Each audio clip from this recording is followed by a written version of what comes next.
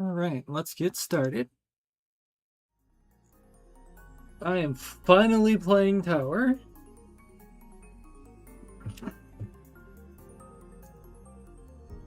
I've gotten somewhat far in these before, but last month I had some things keeping me from doing just about anything. So I'm starting on layer 55 here. That's where it just placed me based off of previous. So I've already got a team together here. It's primarily dark. When I was given the options of flame, grass, and dark, I mainly went dark.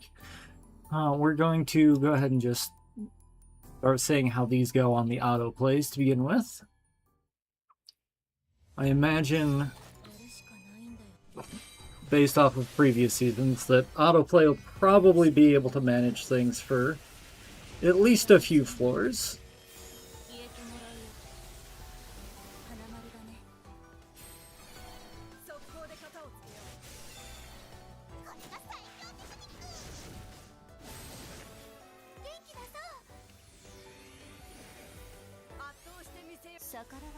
I was about to say I appreciate that they used streamer-friendly music here, but then I was like, wait. Hopefully I have stream mode turned on right now. I don't think I ever turned that off. But I'm gonna have to double check that now.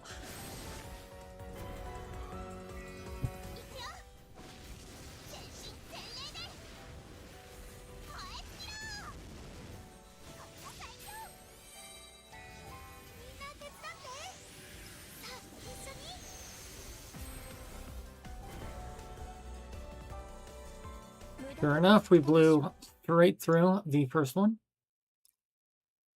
I would just go to next layer, but I do want to double check my settings. Okay, yes. Good. Stream mode is on. So they do actually just use stream-friendly music here. Okay, 57. And again, auto battle probably is going to just handle this.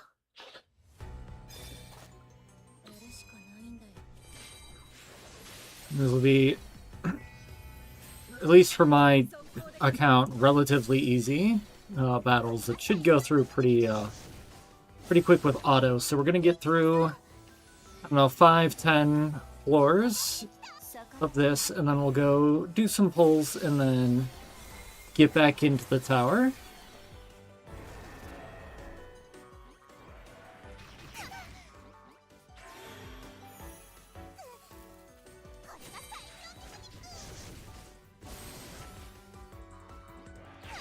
So for my team setup here, because I did build this one before stream, you can get it already.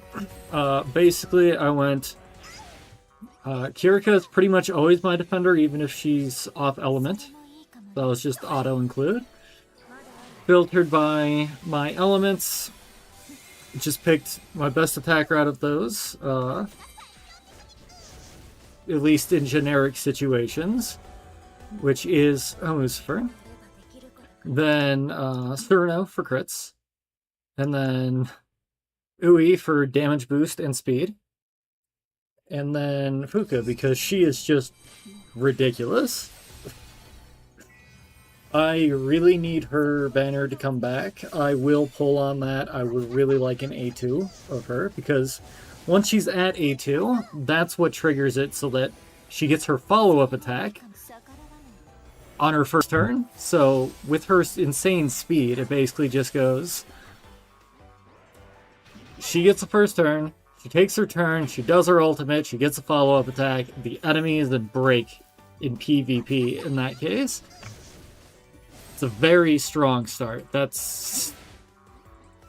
You want your breakers to be going hard early, and she's the first one to deliver on that.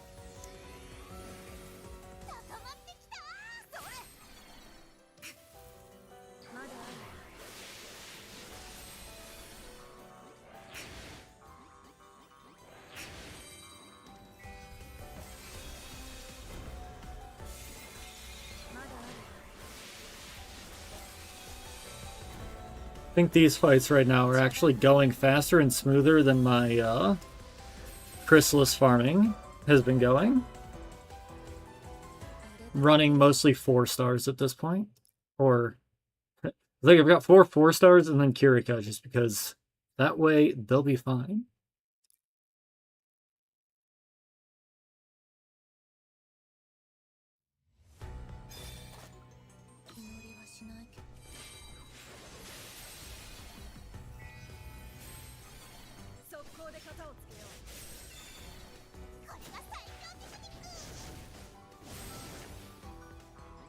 The fact that Fuka doesn't get her follow-up first turn right now is just like a little bit of a like a knife twist each time. It's like, I know what you're capable of. Why won't you do that?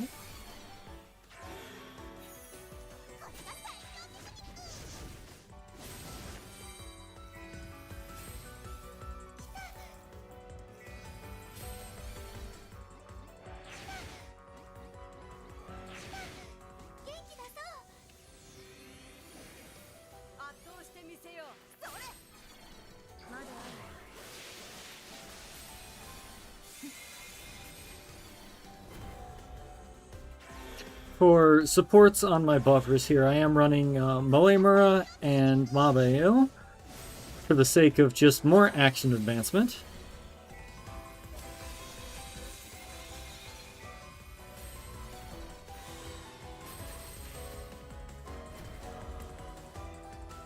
They're not always like the tactically best choices in serious content, but when I'm doing something like this where I'm confident I'll be able to casually auto-battle through it,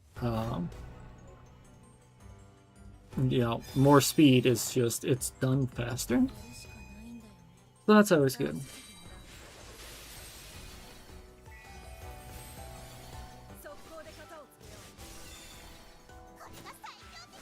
Already taking meaningful, significant chunks off of this boss's break bar. After this, though, the elements should swap for the next 5 floors, so we will be back to team building.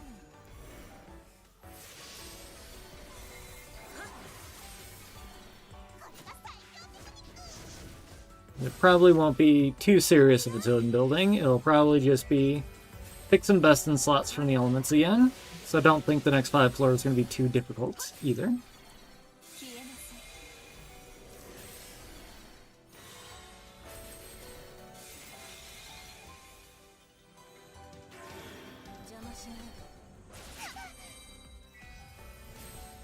We're at the stage where I don't even need to look at the actual mechanics of the fight. That'll probably go away within 20 floors.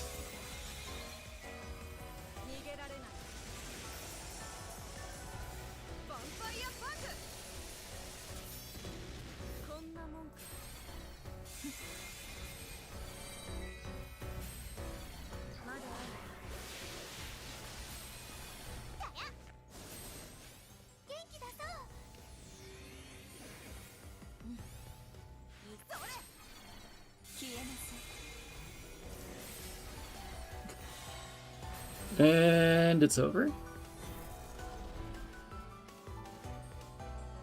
There were a lot of digits on that number. Oh, cool. There are more. Alright, I'm going to go back because we're going to need to look at the elements for the next. 61. We are now blue, black, gray. So let's make ourselves a new team.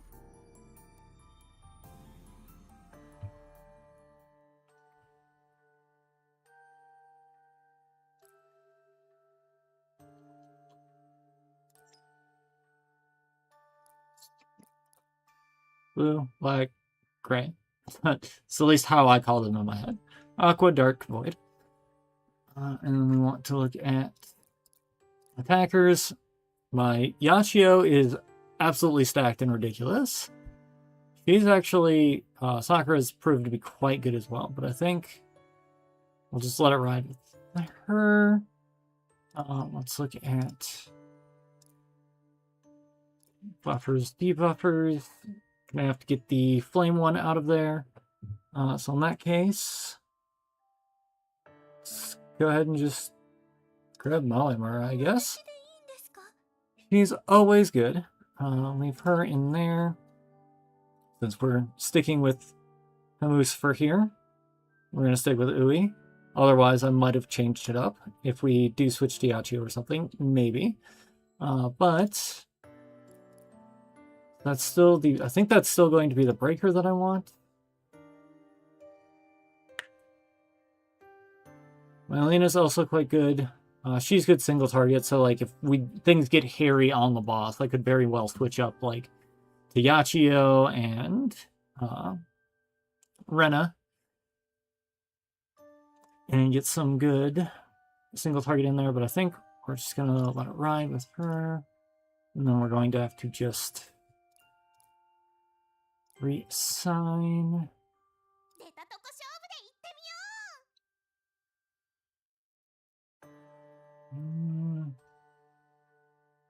I guess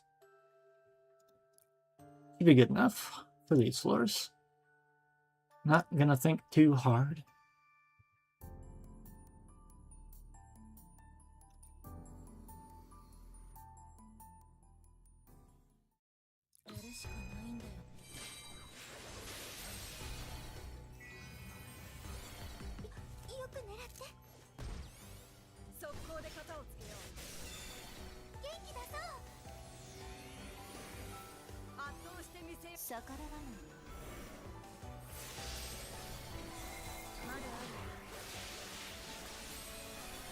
Taking a moment there to appreciate Devil Homura's animations.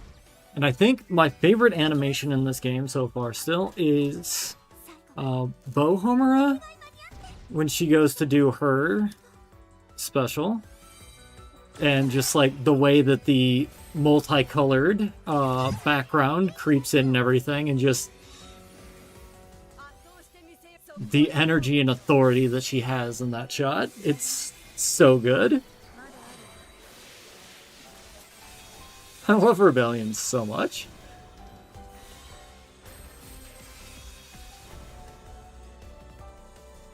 And they're gone.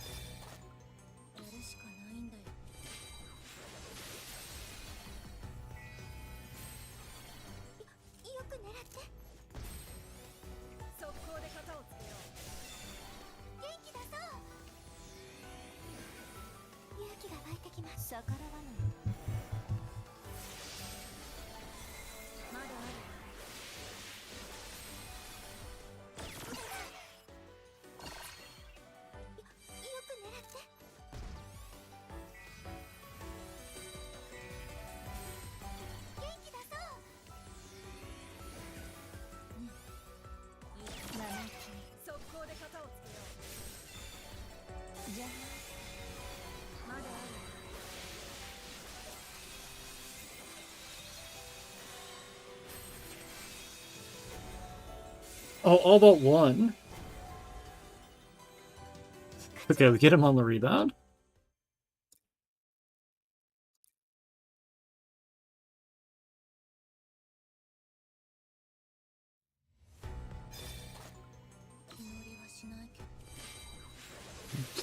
It has been a little while since I've done a poll. Like, I think it's been at least a month since I've done any polls in this game.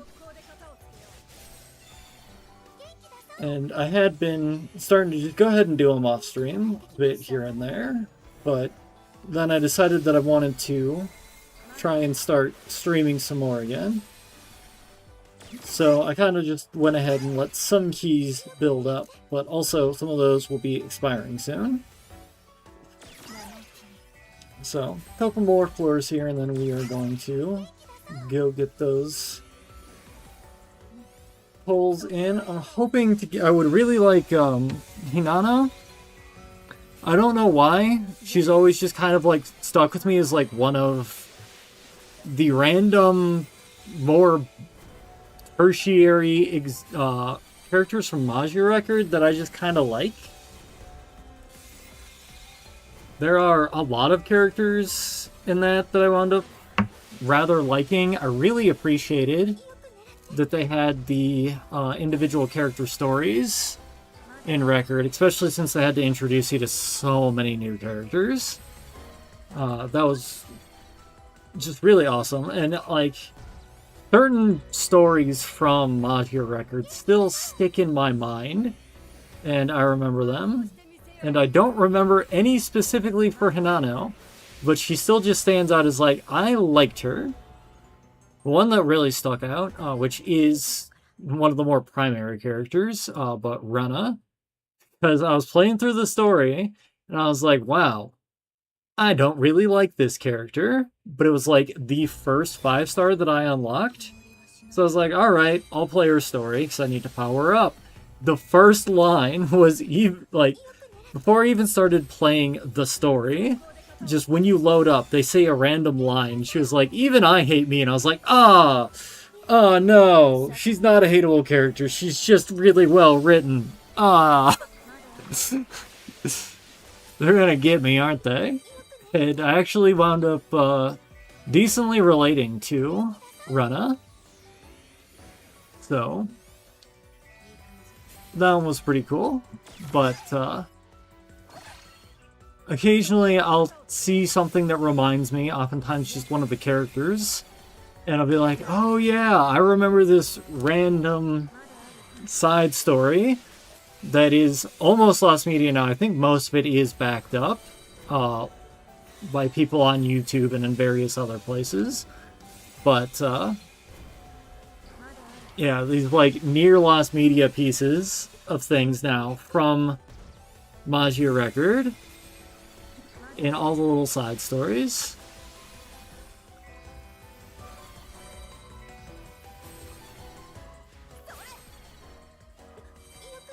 I really hope we get Arc 2 of Major Record here in Exedra with, like, at least started within the next year.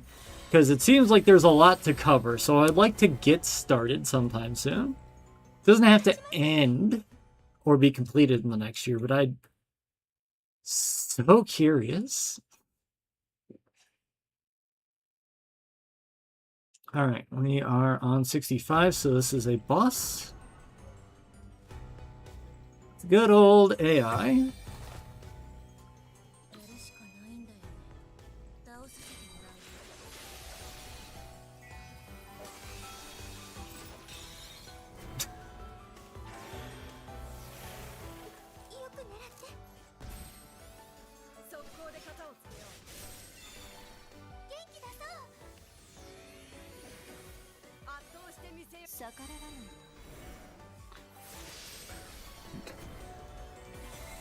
Minions are a little squishy there, yeah?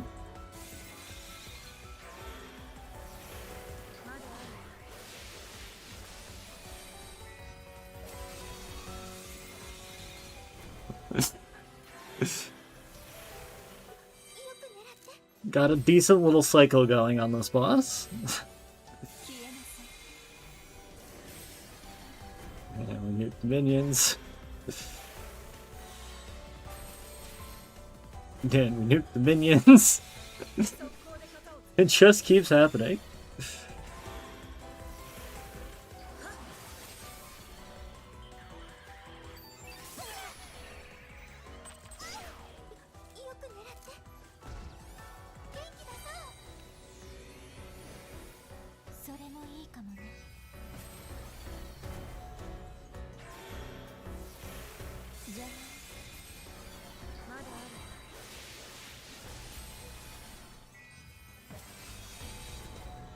And they're gone again. How many times must we teach you this lesson? You don't get minions.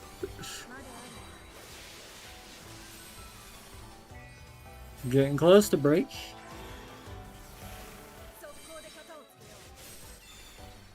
This should do it. And there we go.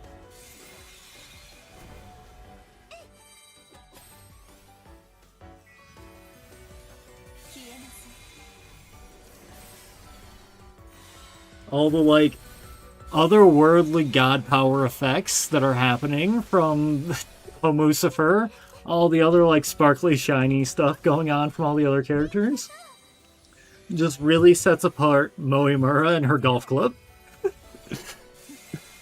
Like, all the sound effects of the tunk tunk just caught me.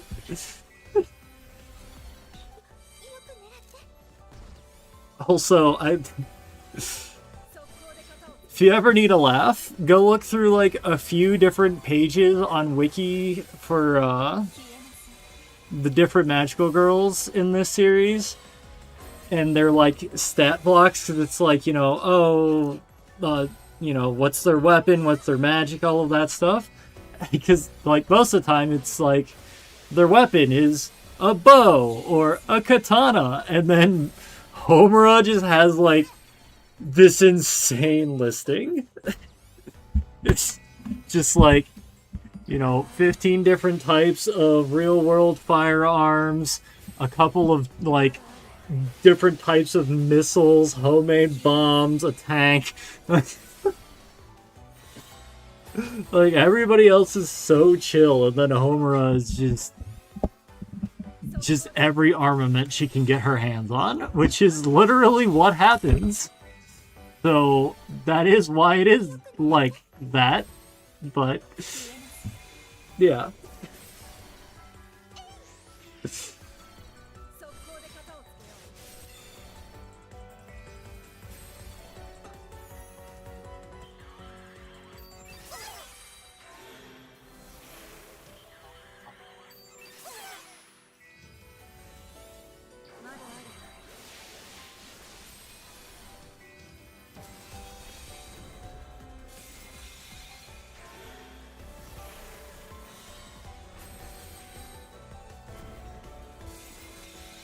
This boss is 100% just a matter of waiting at this point.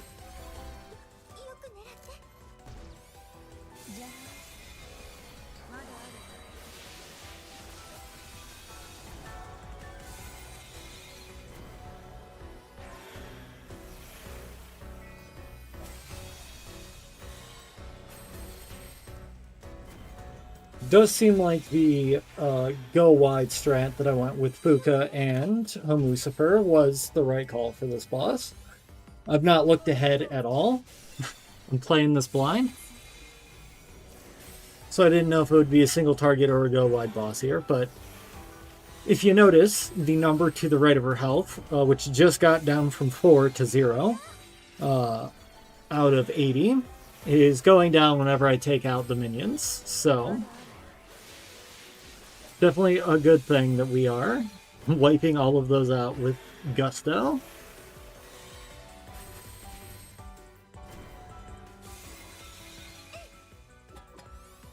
We hate it when the boss's numbies go up.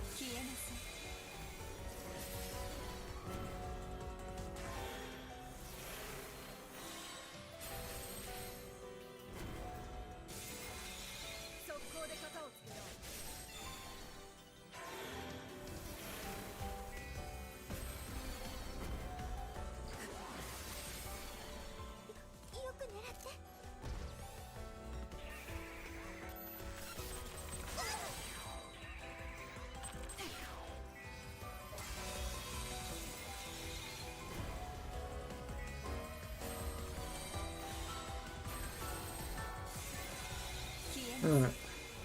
We're about to be out of this battle.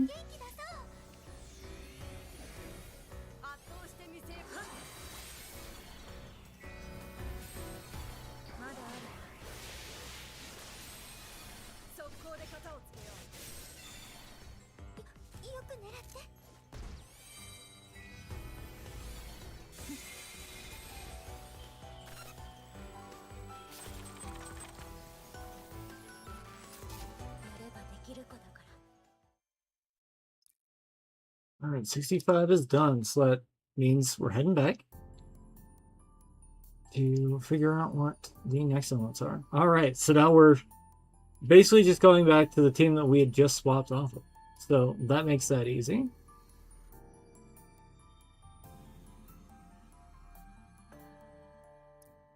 So let's just swap you back to...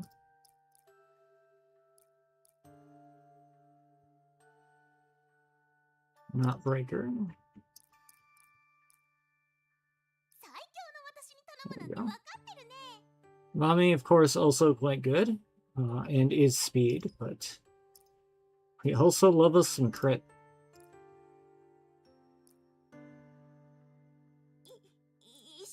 One of the things that I've learned getting better at this game in the last couple months is crit is very important. One of the tools that has helped me learn that is Badman's Magia Exedra Google spreadsheet.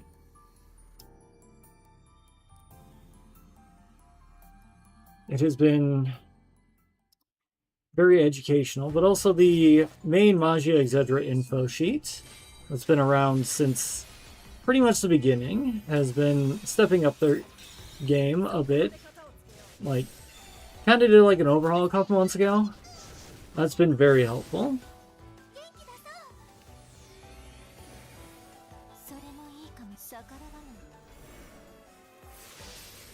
Yeah, crit is absolutely one of the best stats in this game. Right up there with speed.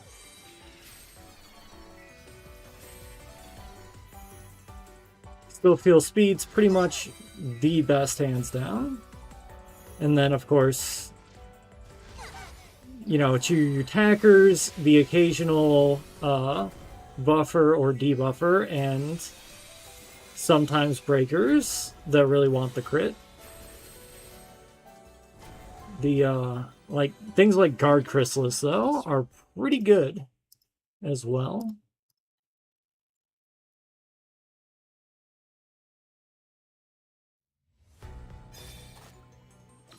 Yeah, any form of speed. So, like, straight speed or just, like, MP generation up or, you know, action advance.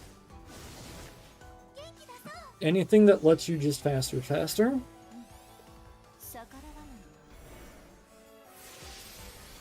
Since, like, day one, that's where I've been at. Well, no, actually, day one, I had Felicia and not Moimura. So I was like, wow, stuns are insane. They are when you're playing on the easiest difficulties.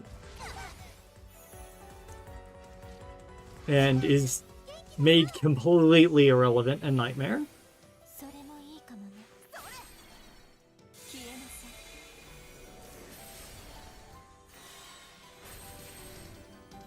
But by the time I got Moimura, I was at a wall. Just absolute hard wall, which was, I think, the final boss at the time. I think it was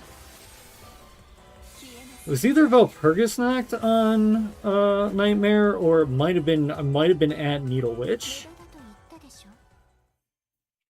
And I was just at the point where I was like, all right, I just either need at least an A2 mommy or Moimura. I literally cannot. It's the math isn't there. And then I pulled Moimura and everything changed. And then, of course, subsequent to that, I got A2 mommy, and then most content in the game became easy. And when you have an experience like that, it's hard not to feel like speed was the answer to this game.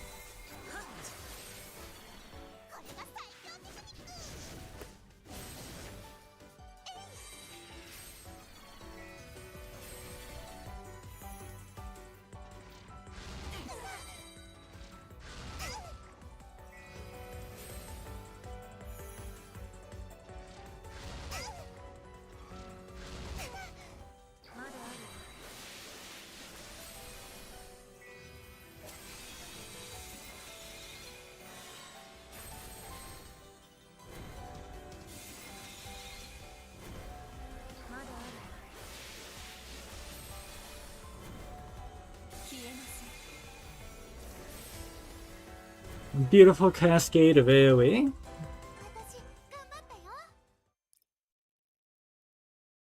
Next. Alright, one more basic layer, and then we are at another boss.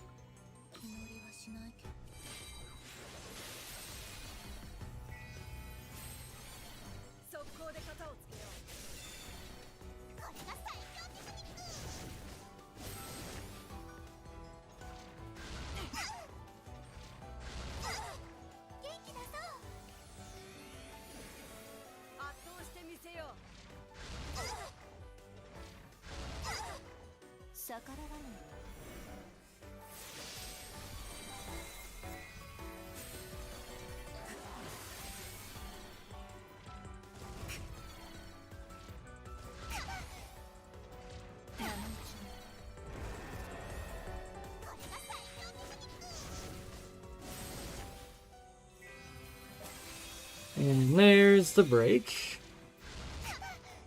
Not all of them. There we go. There we go. One left. And there we go. Now they're all broken.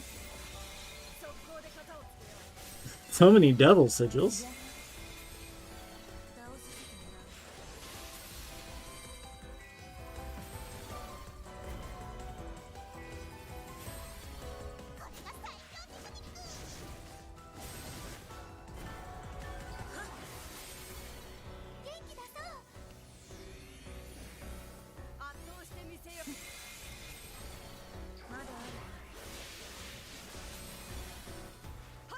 Well, it looks like we were once again able to auto-battle through everything up to the boss.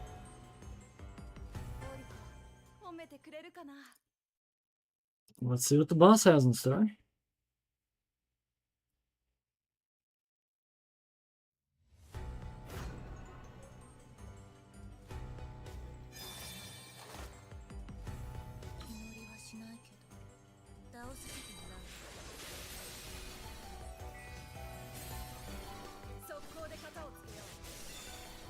Okay.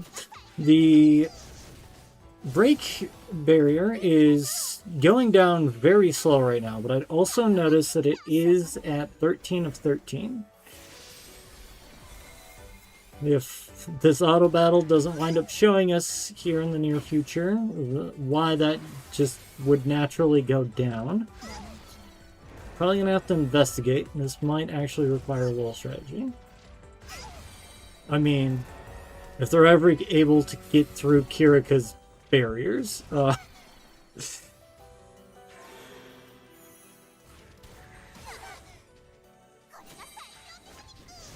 they got through. They did. There is a little bit of damage on Ui.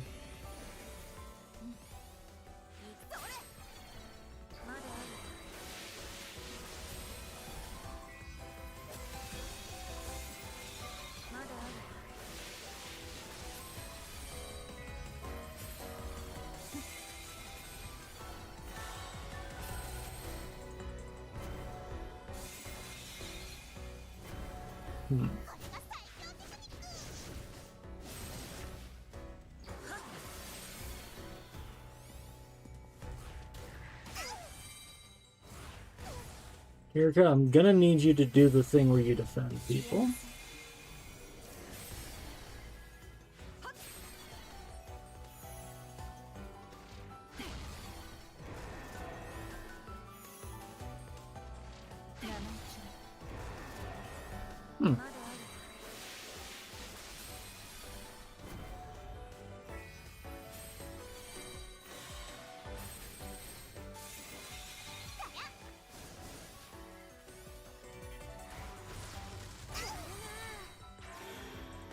Alright, let's actually stop for a second. Let's see what this boss actually does.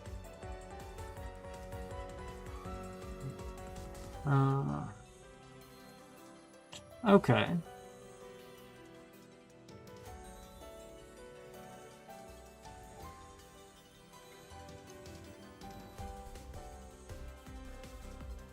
Alright, so we want damage over time effects on it, and we do need to get rid of all the ones on the side. So I think that is going to make potentially Fuka swap out for Elena. Hello, Ray Ray! How's it going? Good to see you. Finally streaming some Tower. We got there. Okay. Now that its allies are gone, of course, its break's going down quite quickly. And now it's just absolutely getting wailed on. My health is a little low, and I'm not confident we're going to get it in this break phase. Although, actually, its numbers are pretty low. It's at 151 priority right now. So we're going to get a couple more turns in before it gets to go again.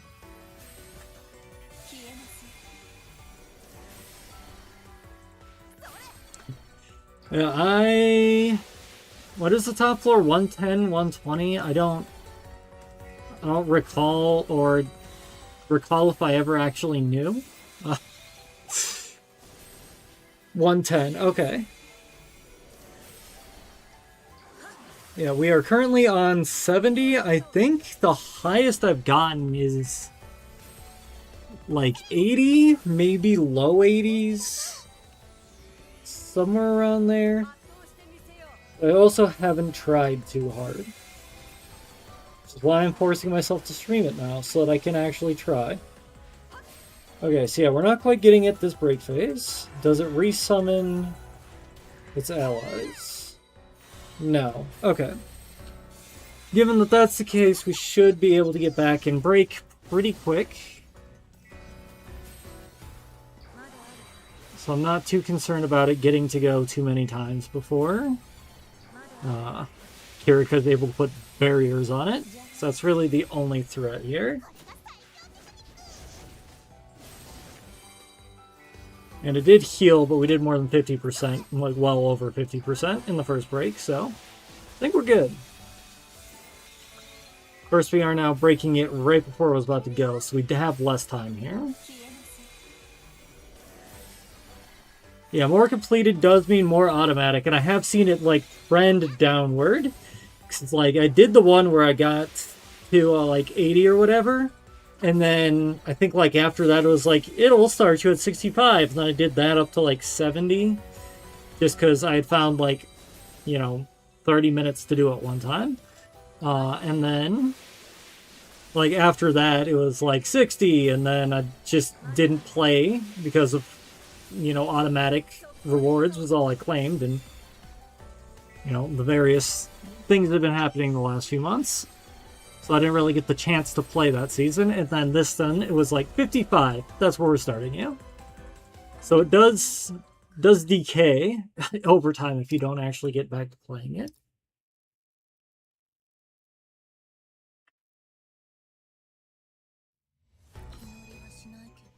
Oh, I forgot to stop and go see what the actual elements are. This is entirely the wrong team. We'll see if they do it anyway. I could pause and back out, but we're already at least a quarter of the way through their break bars. Maybe it'll just work.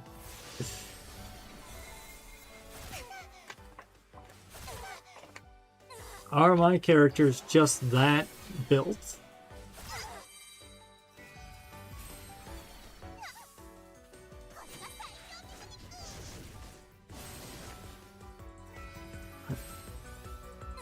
I mean, if I were actually using the correct elements, this would probably be going quite faster.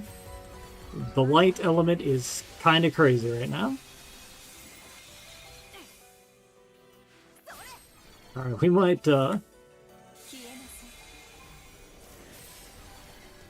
be auto-battling like at least another 10 floors for pulling this off.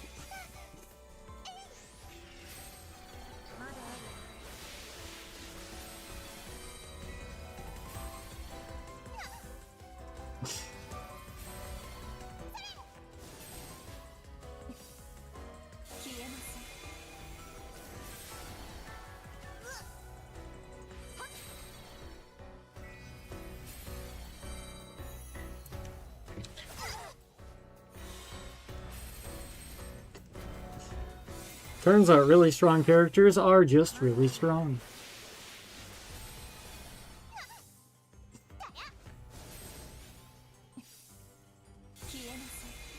I do love me some auto battle.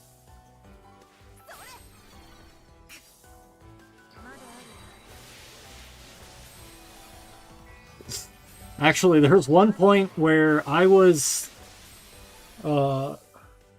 the world leader in a game that was all about auto battling. I don't know how nobody else had thought of this strat, because if they had just done that, there's no way I could have been #1, but I just had an old phone that I just left on all the time playing the game. Okay, we're gonna go back and build our proper team. We still got a bunch of pulls to do at some point as well.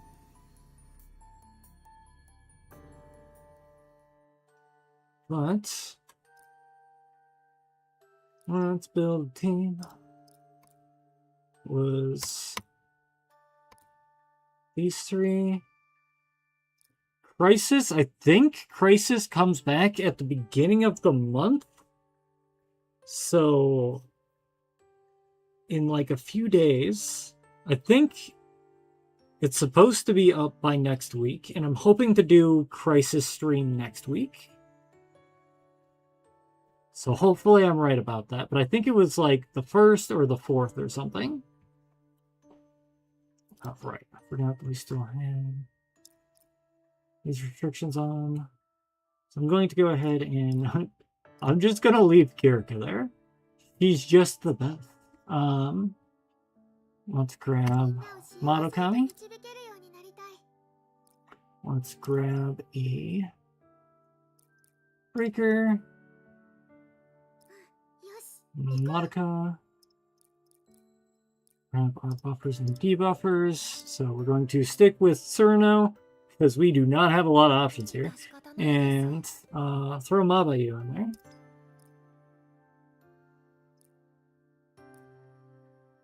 I'm going to swap somebody else in here.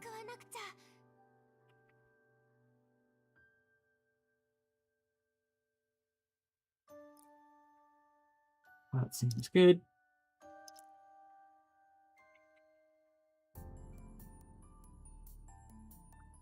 Alright, well, let's auto battle a few more floors, and then we'll go do some pulls. Let's see.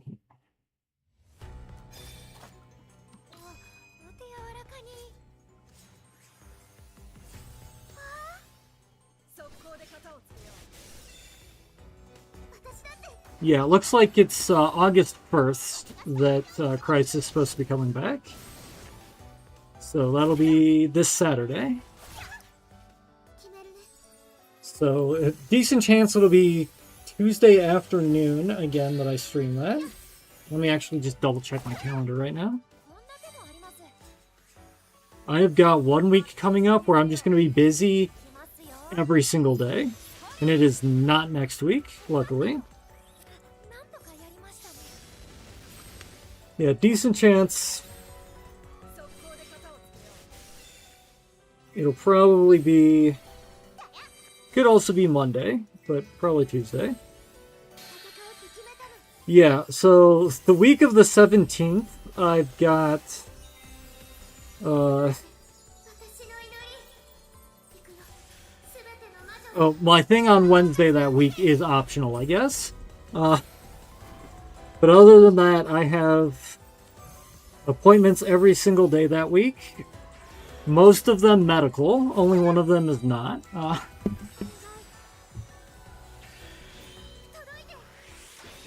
It's probably a matter of, like, when I was scheduling medical appointments, that's when medical appointments were starting to be scheduled out from.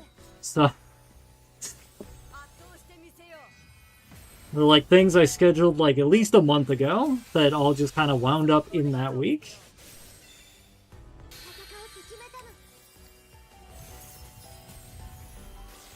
Luckily, it's like one major thing per day and not like back-to-back appointments, but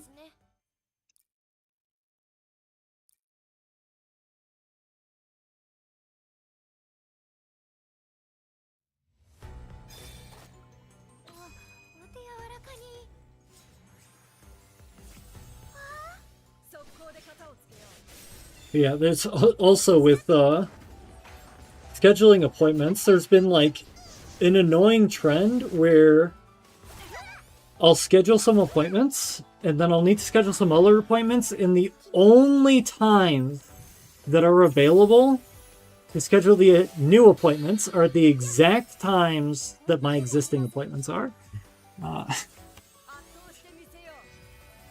So that's probably also a thing where I was like, I already have too many appointments this week, but I can only fit these last two into this week. I can't get them any other time. So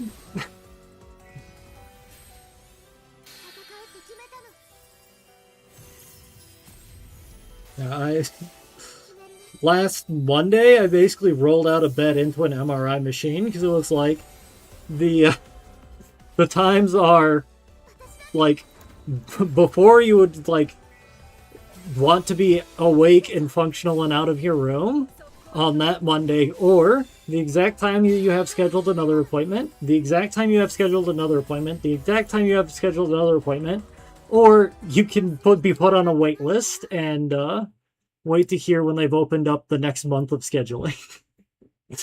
And just keep waiting.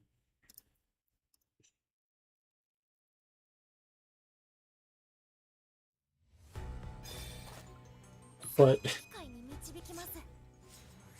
it's worth it for the getting better that I have been getting. Yeah,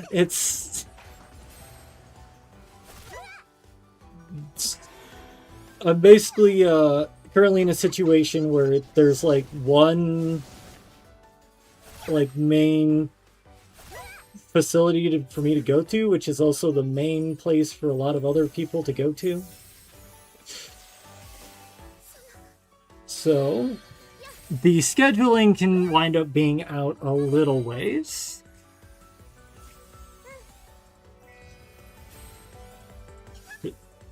I'm not like rural, although I will be moving out of the city soonish. But I'm basically like, you know, in the like little city area in an ocean of ruralness. So facilities are somewhat limited.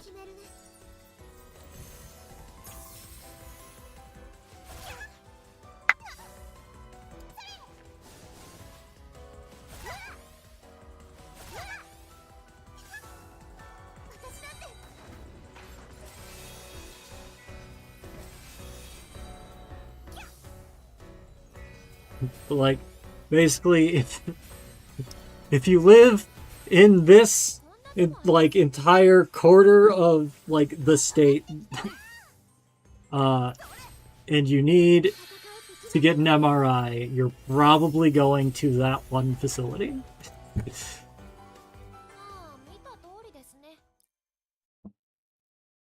74. All right, it is boss time.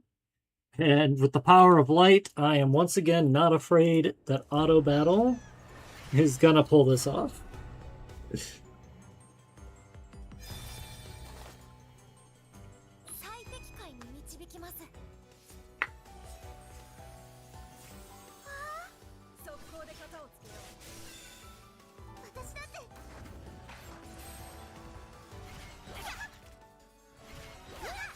That is actually a lot of damage. That was kind of crazy. Just each one of those was just slightly more than half of Kirika's barriers.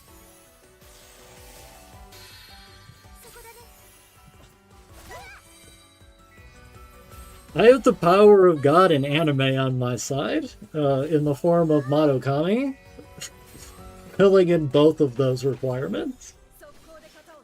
I believe in the auto battle.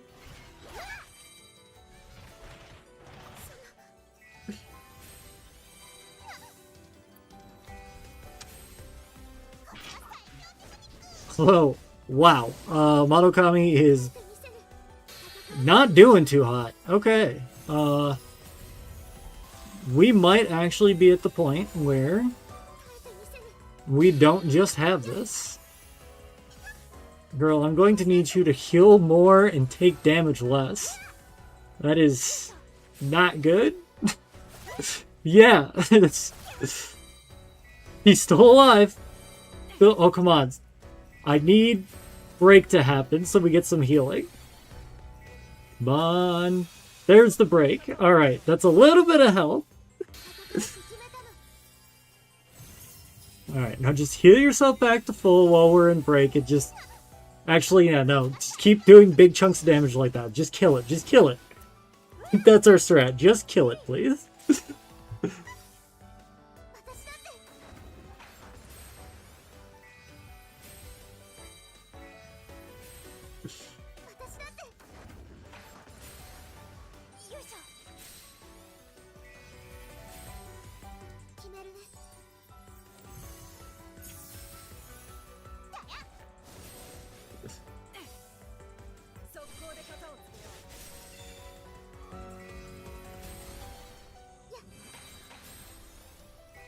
We're almost out of break and it's not gonna be dead. I don't love that.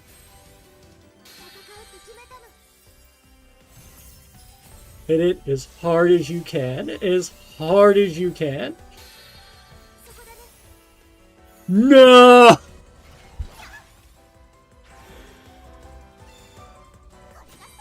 Come on, somebody just... Why does it have a barrier now? Why? Why? It has... Oh. Why? Why do both of these things need to be happening right now? It's okay. We've got barrier. We've got barrier. We're not dead yet. Wow, that is so little damage. Alright.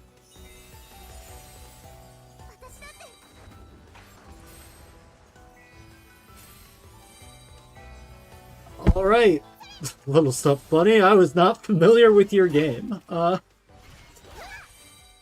Still alive?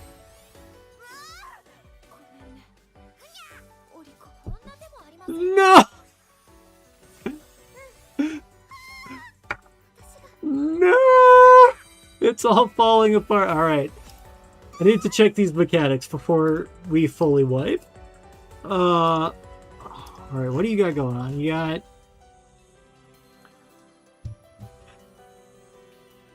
Okay, yeah. Bigger numbers, Miko's bad. Got it. Okay. Alright, we need to focus AoE. Got it.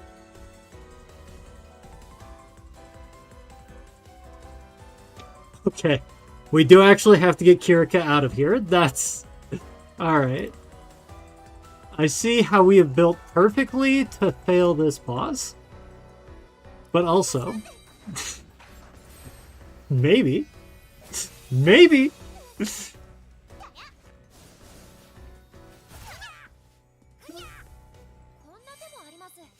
Come on, girls, you got this. You totally got this. You just need to do a bunch of damage. That is not nearly enough.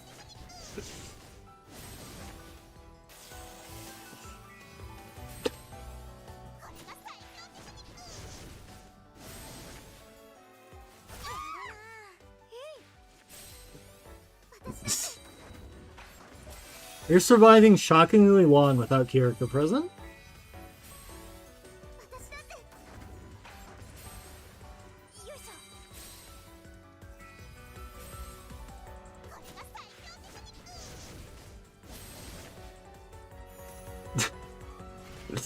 Rude. So rude. Okay. We got this next time. That was so incredibly close, though. Alright. So, this first thing, we have to do something that I've only done, like, maybe 3 times before, and swap off of Kirika.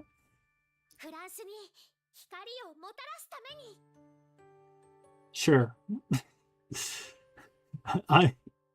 I'll admit right now, I don't really know defenders outside of Kirika. I believe she's I believe she's supposed to be better for like damage and whatnot. So that's actually, well, okay. I guess Sayaka would probably be a bad choice because all of her like auto attacks are going to be single targets, so it would cause things to go up. So I'm just going to not bother reading up on Dark, and we'll just go with her. we'll learn it live. Same elements. Attacker. She's AoE, right? Right. I thought she was really good at something recently. All enemies, all enemies. Yes, okay. She showed up and just immediately got to Ascension 5. Like, she entered the standard pool, and then within a month I had her at Ascension 5. She begging to be played on this account, so I'll let her. And then I might actually go ahead and keep Mabayu in here. So I don't know if she's actually going to be any better. Mabayu is not going to like actually attack all that often either. Sure, she says all enemies, so just run it.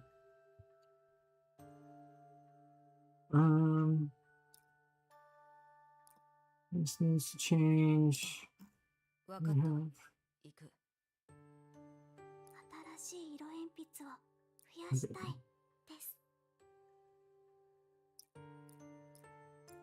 Otherwise, yeah, those are all probably still pretty good. Yeah, okay, level up a little bit here. But yeah, I think we'll get this one, because basically had it when we were built specifically to lose.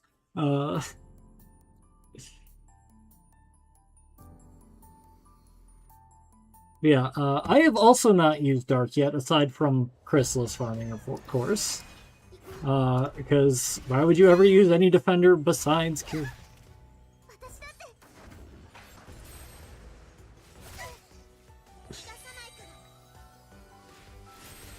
I'm feeling like I could use more heals on this team.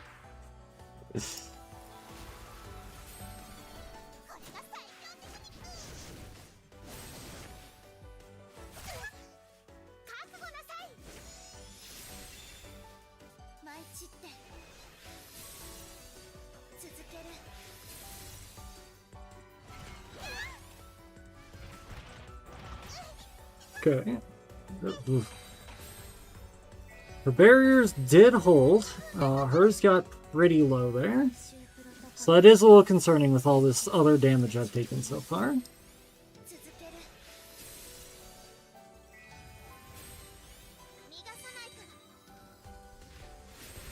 But without all of their defense boosts from playing this entirely wrong, we are almost in break already, so hopefully we can just win this one in the speed here. And the basic attack is now what we needed on our defender.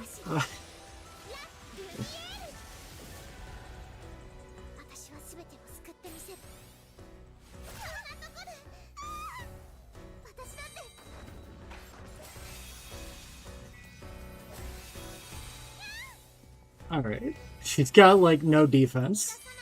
You got this, team.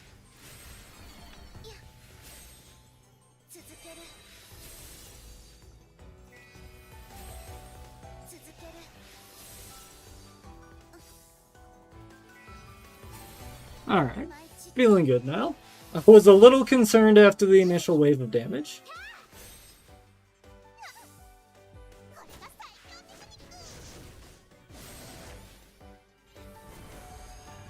Cool. It's easy once you know what to do. Alright, back. Let's go ahead and do some polls now. See if I get anything interesting. Let's see what the next elements are. Alright.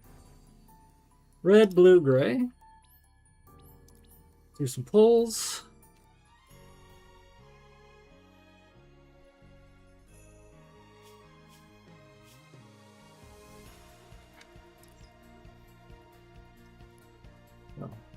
I already used my first 20 of these, but saved the last 10 for this. Not looking hype yet. That is... Well... Never know, that could still change at the last moment. She's gotta not give in to despair.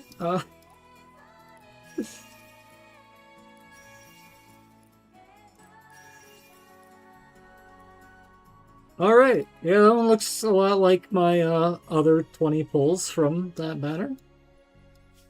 But you know what? Those characters are in this banner too. That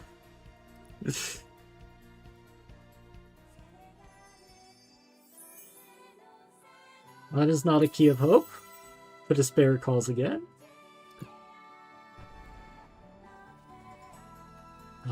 The all too familiar blue door.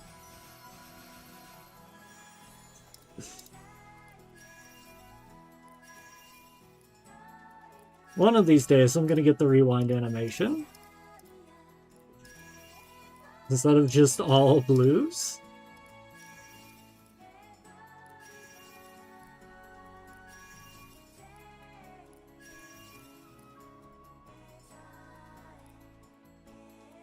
Oh, whoops. I should have just said draw again. More! So I do have, well as these remaining 20 regular keys, I've got 10 guaranteed 4-star keys, and I also have 2 guaranteed 5-star pulls. So we'll probably get at least one Yachio today.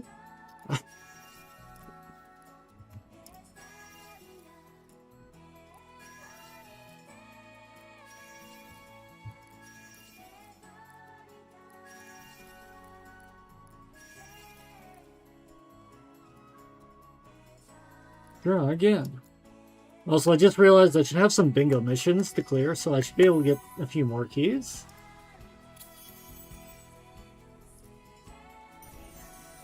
Oh! We've got the glorious Golden Door of Hope. Alright, is it Yachio? Okay.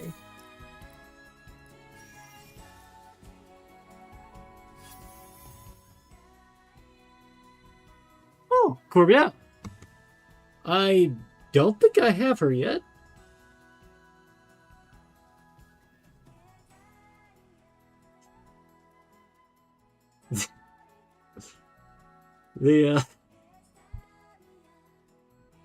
Man, she is horrifying.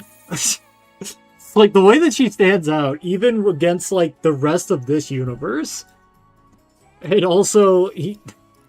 It doesn't get any less horrifying in context.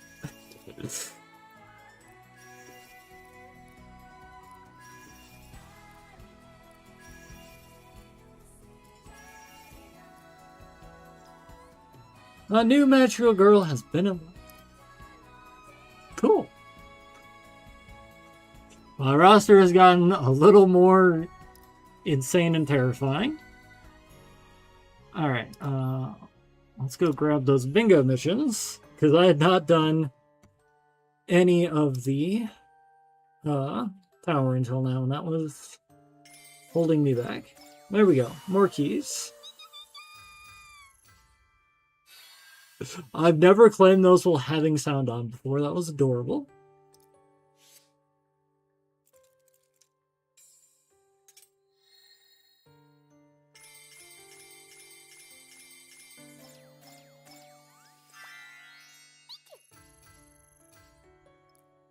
Cool. Alright.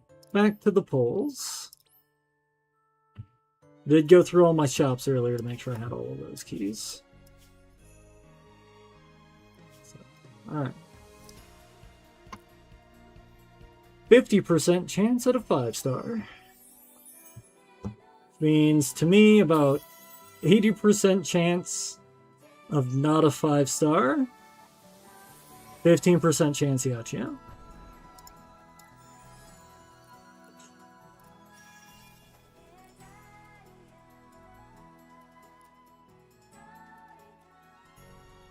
And that's all I have to say about that one.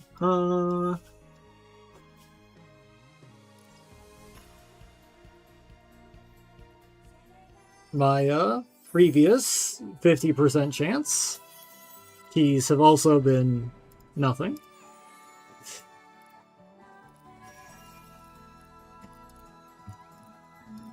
Go ahead and click through it just in case there's transform.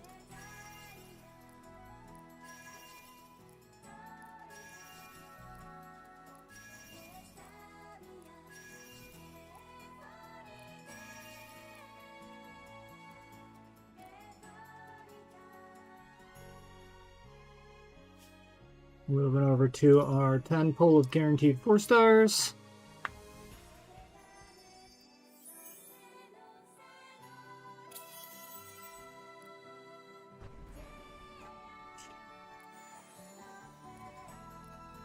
Naturally.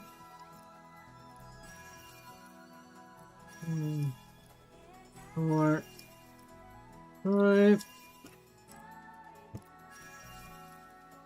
6, 8, 9, and there goes number 10, untransformed.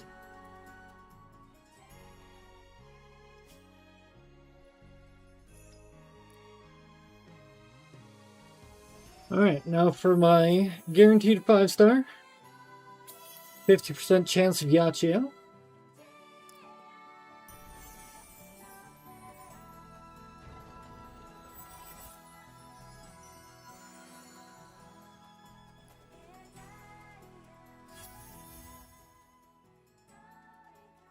Ooh.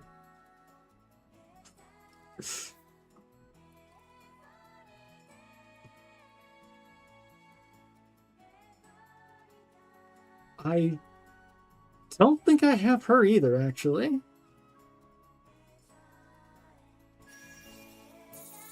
Yeah, new! Nice!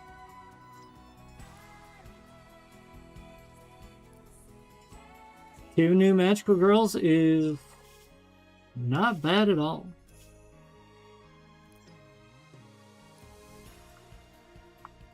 This will be our last pull, and then we will go look at and quickly level our new girls, and then build our team for...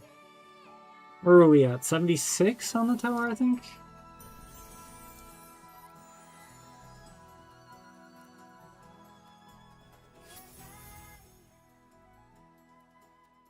And it's Mommy.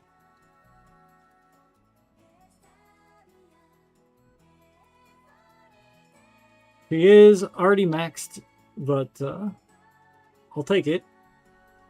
It's not my 30th Yachia.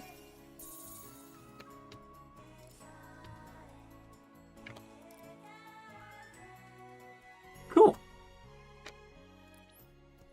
2 new characters is not bad at all.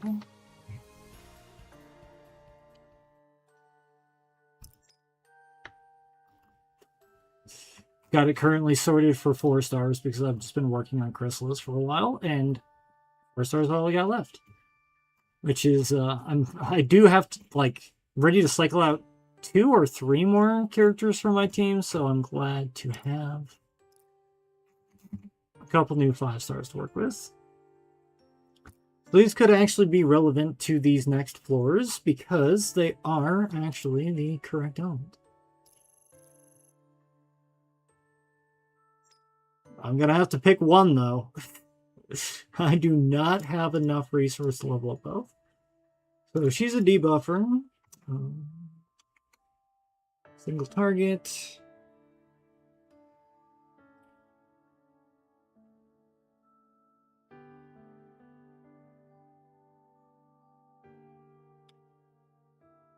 Some decent debuffs.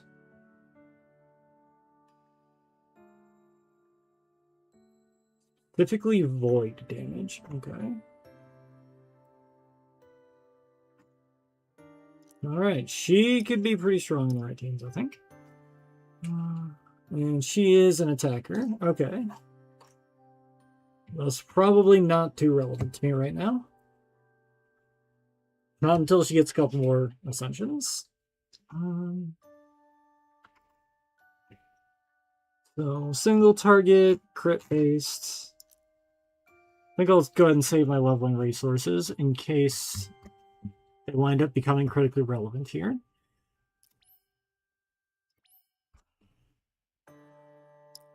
Get back to tower. Alright, so red, blue, gray.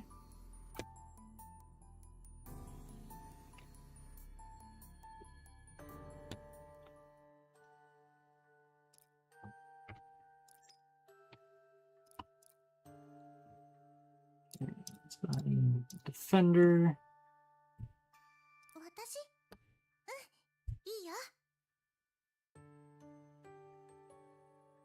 No idea what she does, honestly. I know she's a good support, so yeah, actually. No, not that. Ah. Miss clicking all over the place. Yeah, attacker. No.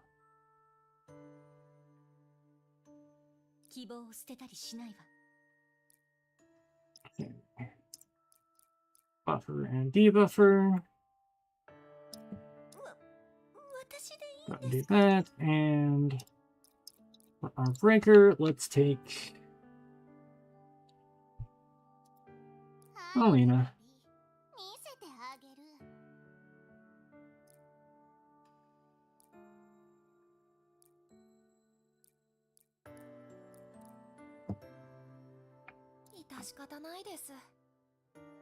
Wonderful. Okay, you know, everybody... Oh, nope. She is not quite the level I want her to be at. She is 119. Crazy. But I have been not really upgrading her for a while.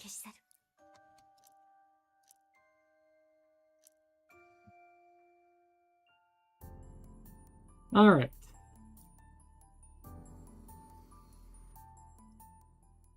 Let's go auto battle.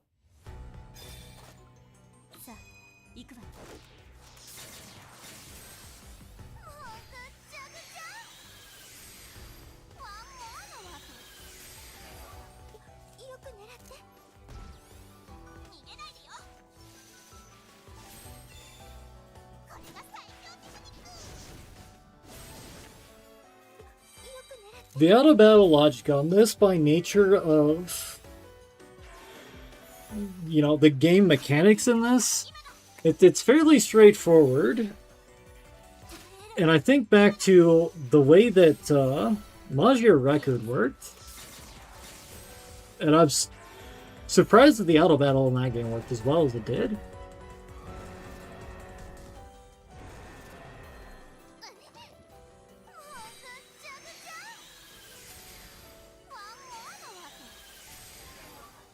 Like, the auto battle in this only needs to be like 1-2 layers deep. It's just, if this, then that, basically.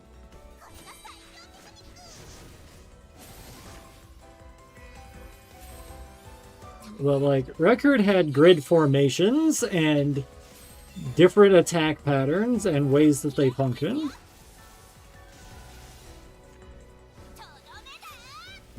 I do miss Magier Record. Found its battle styles a little more interesting to my taste. It was devastating to me when that game went down. Like, legitimately, like, mental breakdown. I played Record from literally the minute it like became available. I had been like aware of it for years because I'd been looking into like Deep Modica lore, and I kept seeing all of this just crazy stuff coming up from this mobile game in Japan. So when it was announced for the US, I was all over that. And I woke up that morning to get ready for work, and I was like, all right, like I'd pre-downloaded it a couple of days. I love this sequence. But I had already pre-downloaded the game. So the morning it came out, it went live at like 8 a.m. my time, I think. I was getting ready for work, and I was like, I had the game open. I was like, refresh. All right, close it, open, close it, open, and it got through. So I was like one of the first players in the US servers. I was all over that, and I was like pretty deep into chapter 1 by the time I had to start work that day. So disappointed I had to work. Luckily, I was unemployed when this game came out. So, this one came out in the middle of the night for me, so I did not get up immediately in the middle of the night, but I did get up at like 3 a.m., I think, when this game came out. And then I played it for like 2 hours and then went back to bed.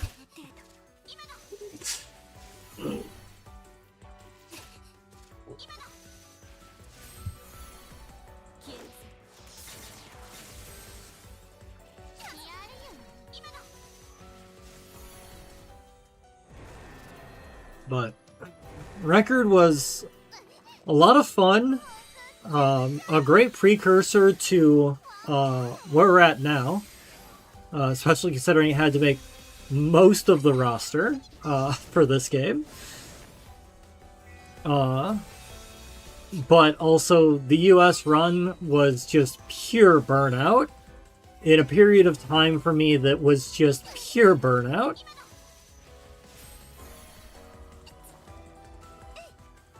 This is just like events, new event, new a banner every single week for a year straight, and then the game just immediately went down.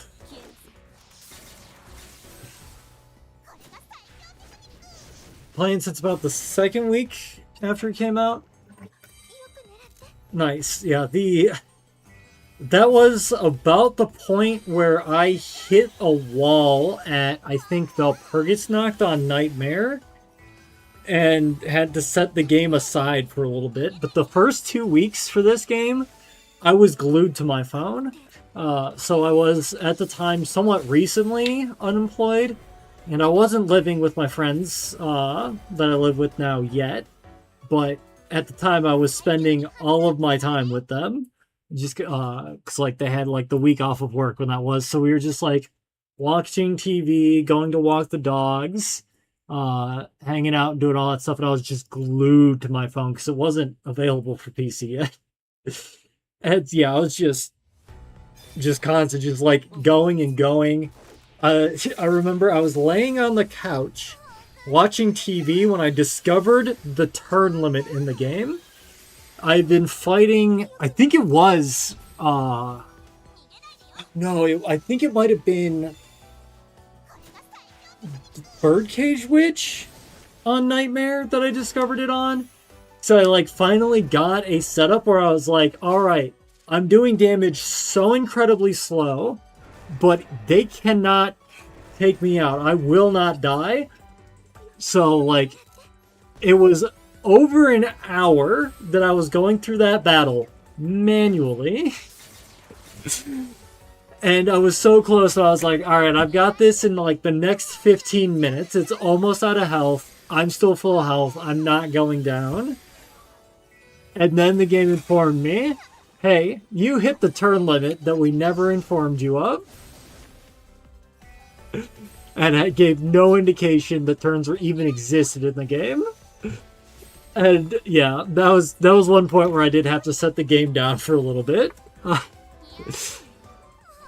yeah, like first week, just absolutely glued to it, just constantly, just like this was me. I actually got my phone here as a prop. I was just constantly just, yeah, that sounds good. Like just absolutely glued. And then I had to take a little break after that point, and then,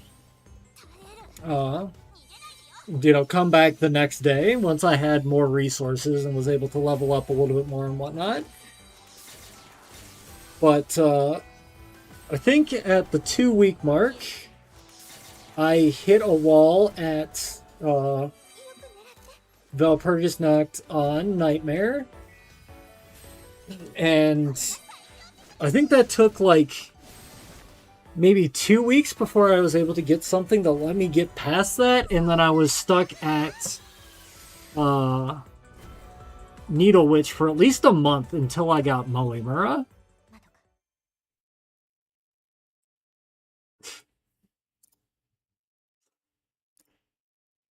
Oh, I was definitely bored with how long it was taking, but I was dedicated. Mermaid, yes. That's the one that I was thinking of, not Birdcage. Mermaid was the one. Yeah, there's like 3 main walls for a new account. Mermaid, Valpurgis Noct, and Needle Witch. And then everything past that, my account's been too strong to know if it was actually hard. So there might be some other ones. But yeah, Mermaid was the first brutal check in the game. Which I think was like halfway through what was initially in the game. So kind of like a fair point to put something difficult like that. But yeah, Mermaid had me raging. It had a lot of people on Reddit very upset too. Yeah, the Needle Witch initially, like, literally was just not possible with what I had on my account. At the time, it was the last boss in the game. So fair enough that the ultimate last boss of the brand new mobile game takes a little bit to beat. And I was like looking up guides that people had done, and they were like, all right, first of all, you need either A2 Mommy or Moemura minimum. And I was like, okay, I have neither of those things. What else? And they were like, all right, so step 1 is it's like just gonna do a ton of damage to you, and you have to hope you get lucky. And I'm like, oh, come on.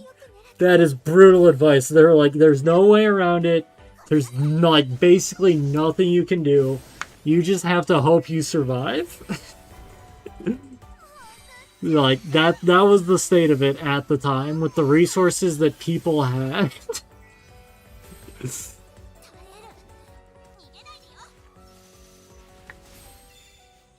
The level cap's been raised twice since then. So, like, even at max level, pre-Chrysalis existing, when there were, like, 16 portraits in the game. So, yeah, I had to, like, look at what I had available and be like, it is not mathematically possible for me to win this fight. I need to just wait until I get the right pulls and then come back. And then I got those correct pulls, and I came back. And it wasn't the Child's Play that it is now, but it did happen. We managed. And it was satisfying.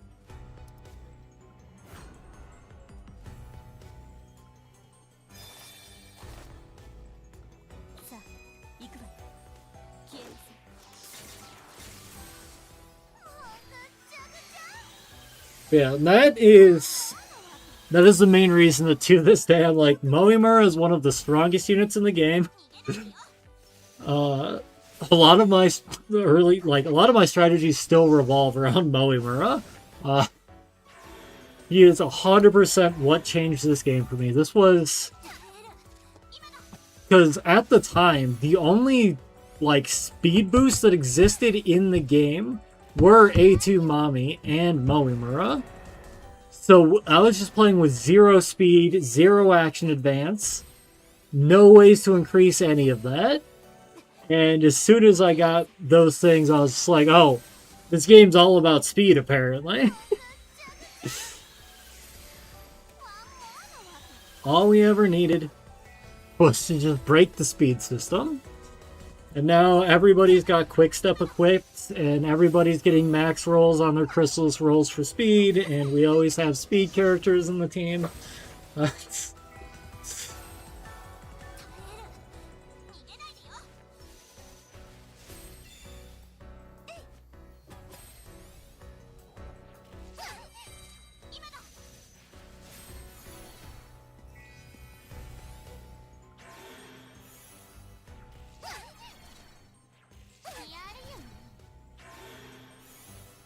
Yeah,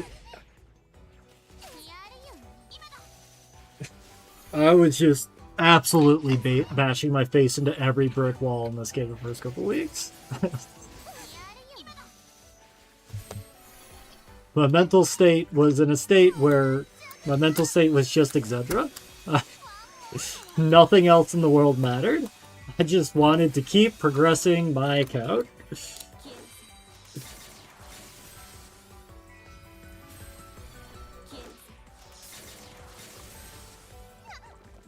I've done a horrible thing with the toys that I was fidgeting with and got them stuck together. Alright.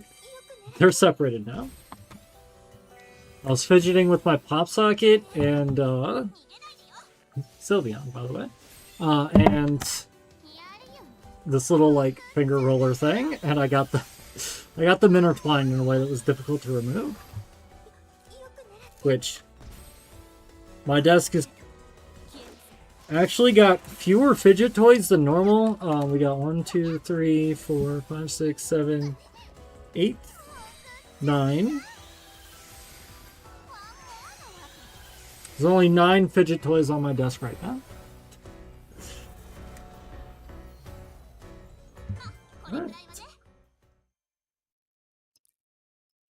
Near layer 80 done. Let's see our next set of elements. Alright.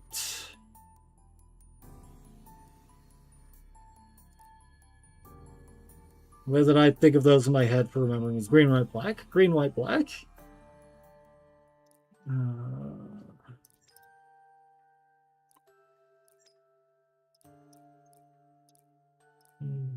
Black.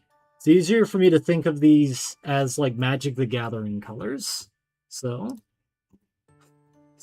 that's why I always refer to them wrong. Alright, so we wanted a defender. We know who that's going to be.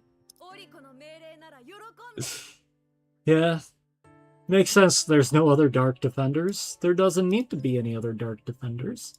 Alright, attacker. Let's grab Lucifer. For breaker, we're going to go with cancel Monica.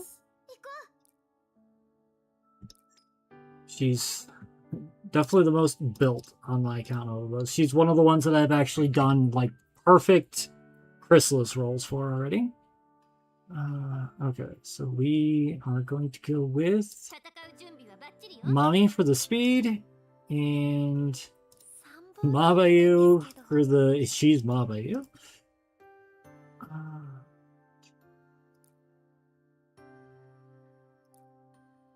We'll give her Mommy. Make sure... Yeah, they're all relevant enough levels. She's... Yeah. Yep. Everything's in the right type of slots. Look like pretty much what we want. Go, auto battle, go!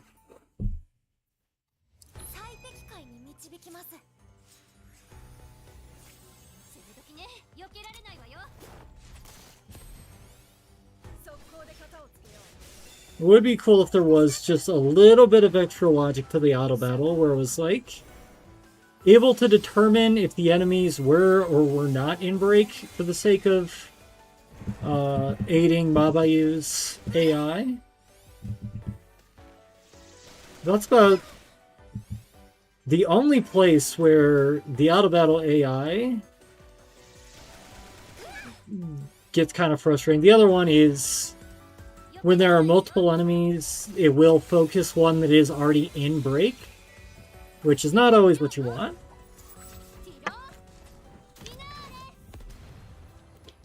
But otherwise, the very simplistic auto battle AI, but it's pretty effective.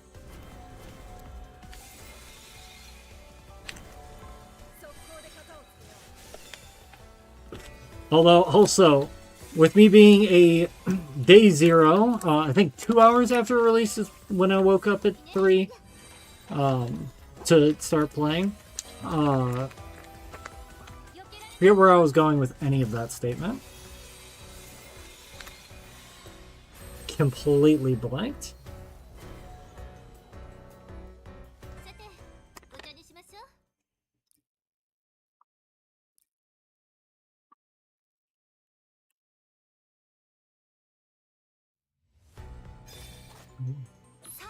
I guess,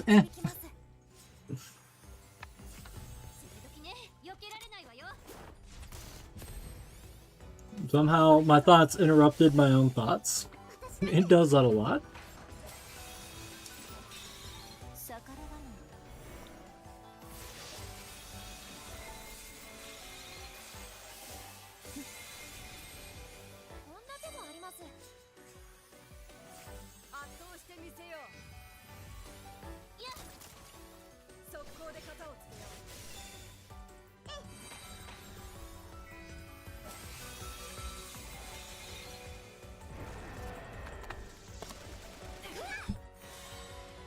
Yeah, it gets bad sometimes.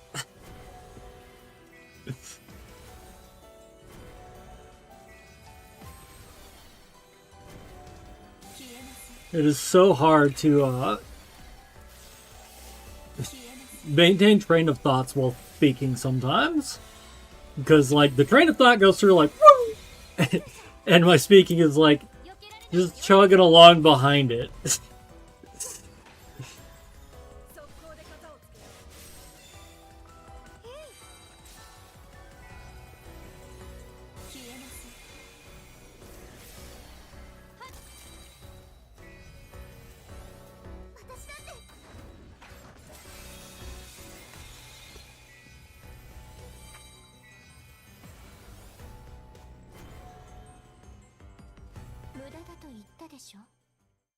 Like, oftentimes, by the time I start talking, the thought's already done.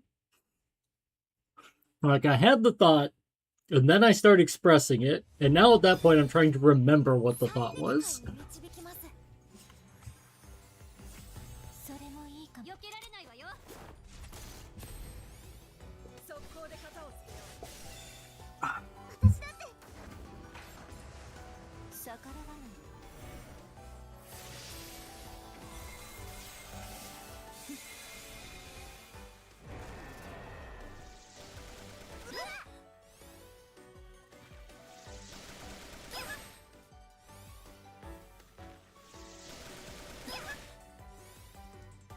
They have made it through the barriers.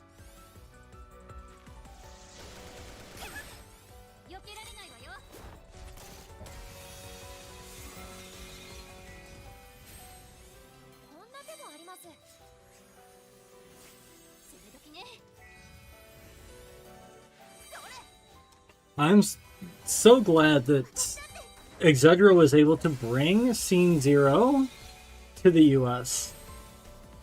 That's one that, from Magia Record, I was always very curious about. I mean, of course, it didn't come out too long in the grand scheme of things in Japan. It was the final event of Magia Record there.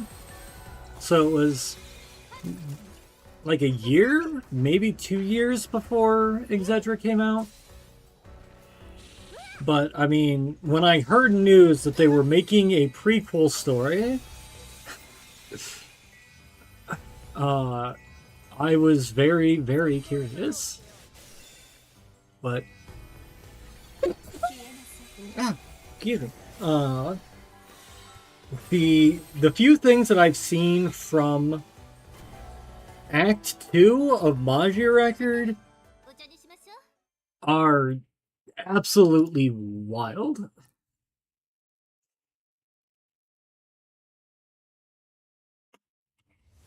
Like, there's one girl that, like, she did show up in side events in the first arc of Magia Record, and it was very clear that there was something very wrong with her. She had, like, she wasn't detailed, but her portrait, she had a unique one, or like her live 2D model was unique, and it was just like yellow silhouette type of thing, and it was very inhuman and strange, and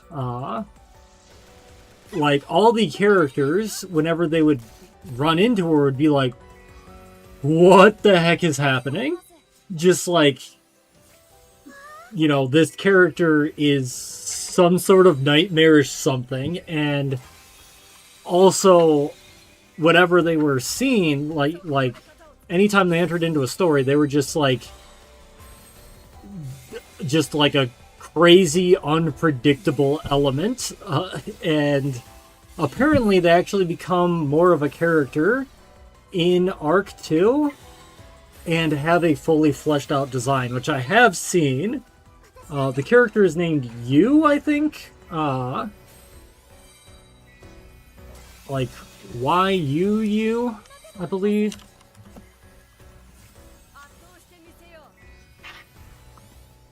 Yusa Yumena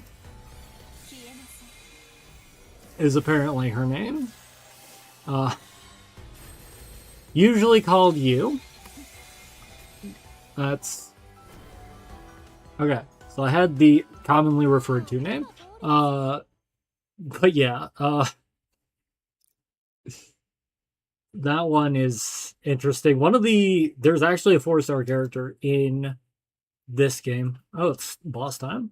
But yeah, there's a 4-star character in this game that is from Arc 2, and she's one of the characters that, like, doesn't quite fit in with other characters and whatnot. It's like, what happens in Arc 2?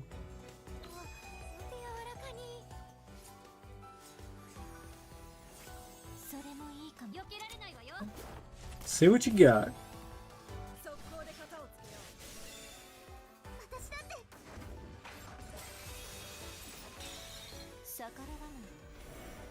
Okay, I don't like that because I haven't seen the barrier move yet. And that's concerning. That is very concerning.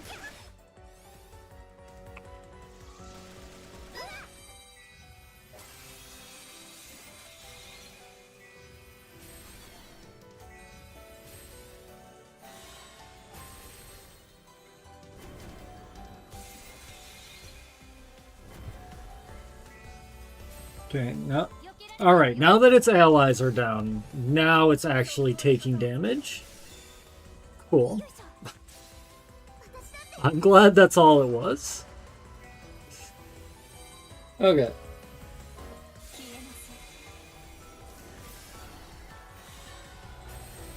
Well then, I'm not too concerned. I'll let my guard down a little bit.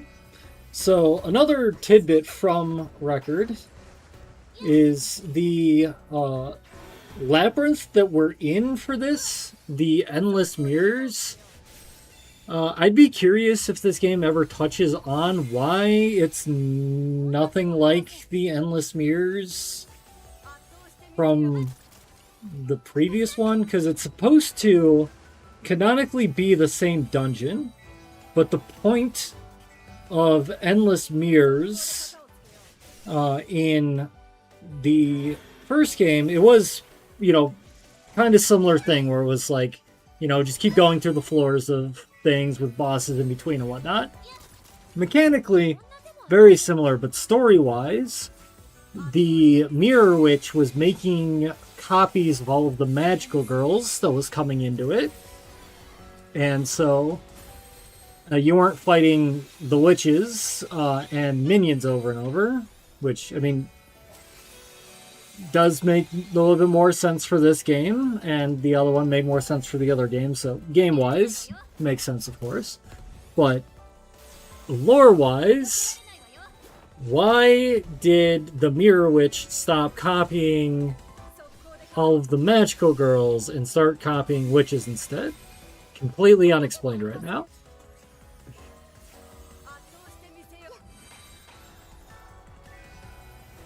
But also, where we're at in the Exedra story, we're starting to get the Exedra story now.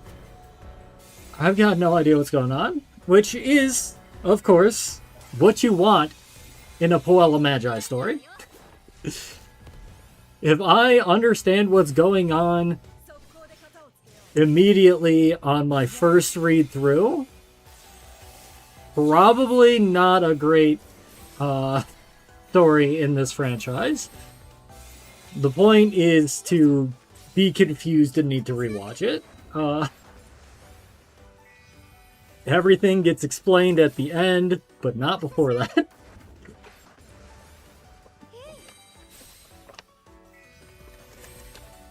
So,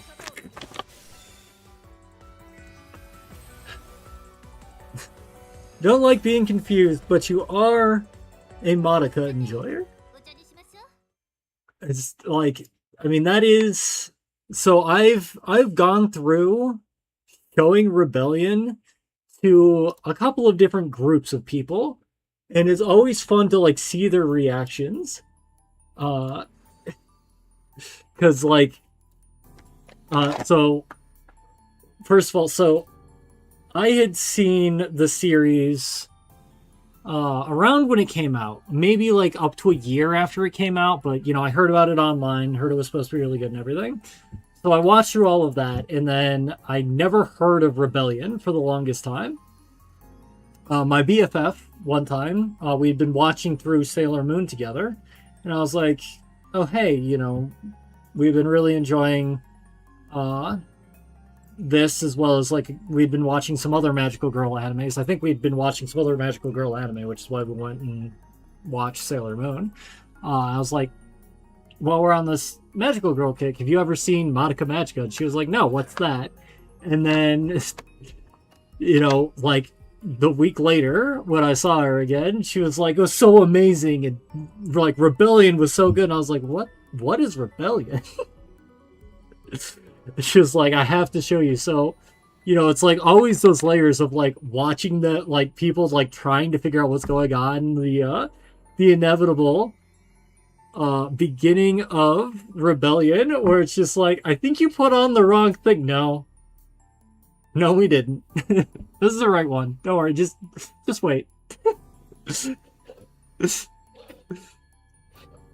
But yeah, all of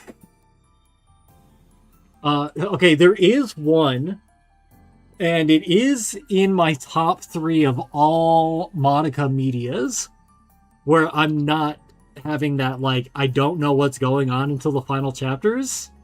And that one is Amara, which is a gag comic series, which is, by the way, illustrated by the person behind Yuru Camp, or Laid Back Camp is the US title.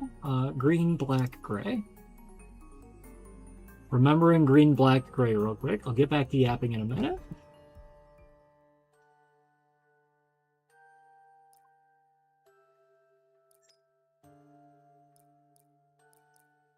Okay. We are going to want a breaker.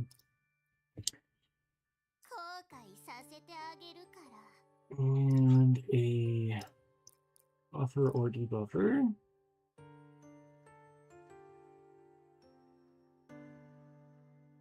Oh, right. Melima, of course. Save.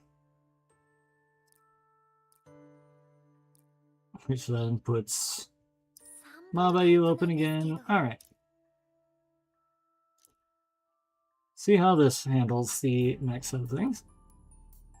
You have not seen Laid Back Camp yet. I have not seen the movie or the second season yet, but I love the series. I have every manga up until like a year ago. I don't know how many or if more have come out. And I'm not caught up on those. I don't think I'm even caught up to the end of season 1 on those. But I really love that. I watched that in 2018 on a plane ride with my BFF. We were watching it on my Chromebook with a pair of headphone splitters. But I absolutely love that one, and when you look at them, the art style is identical. But Homura Tamura is... so, like, when it comes to, like, side media, at least, so this would not include Rebellion. My, like, rankings of the side mangas, I think, goes Kazumi, which I will preface with, yeah, the character designs are a little weird, and the first chapter, the way it opens, could be a little off-putting.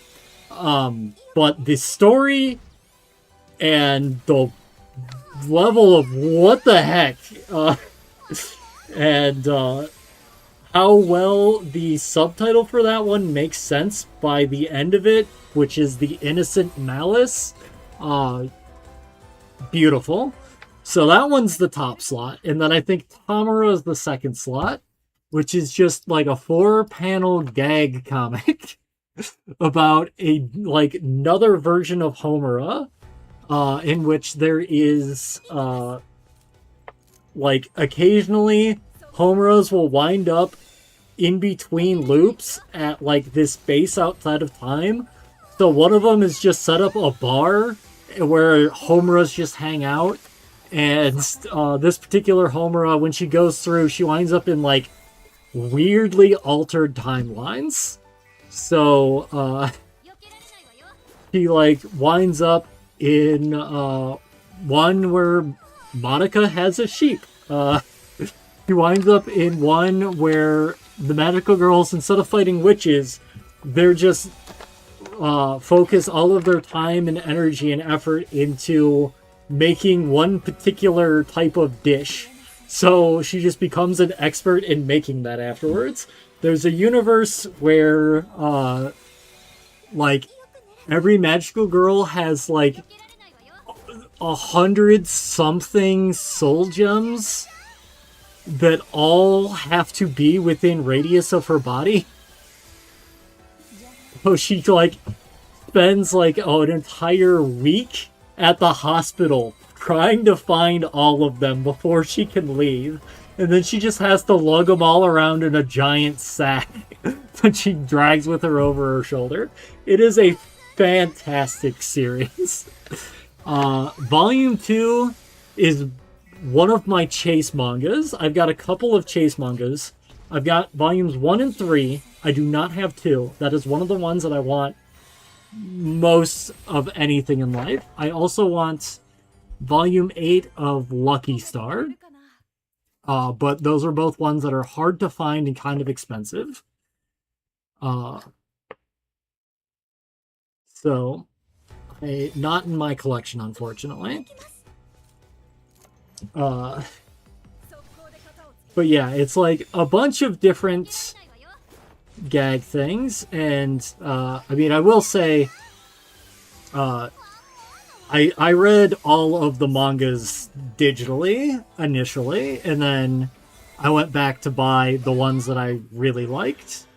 So I don't own a copy of Oriko, which I should maybe kind of revisit. I know I went back and played through it here in Exedra, but being able to play through it in Exedra did let me realize what my issue with that manga was, and it's how uncomfortable the relation dynamic between Kirika and Oriko is.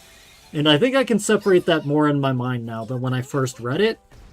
So maybe I should go back and give that one another shot. But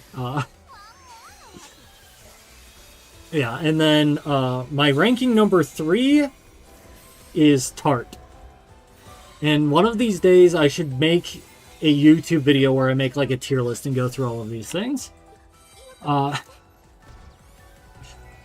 so with like just at the point when I was reading it, okay, so when I was reading through all of these, I was early in transition, so I was going through a lot of hormonal changes and discovering and learning a lot of things and whatnot. I was in a state that I like to refer to, and I was not okay with the way Orica was treating Kirika, and so like not being able to separate like that from the story itself, like the uncomfortableness of that was a problem for me at that time.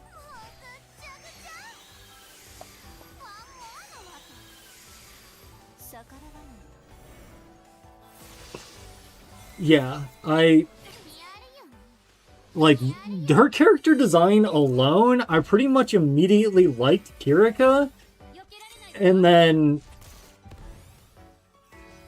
like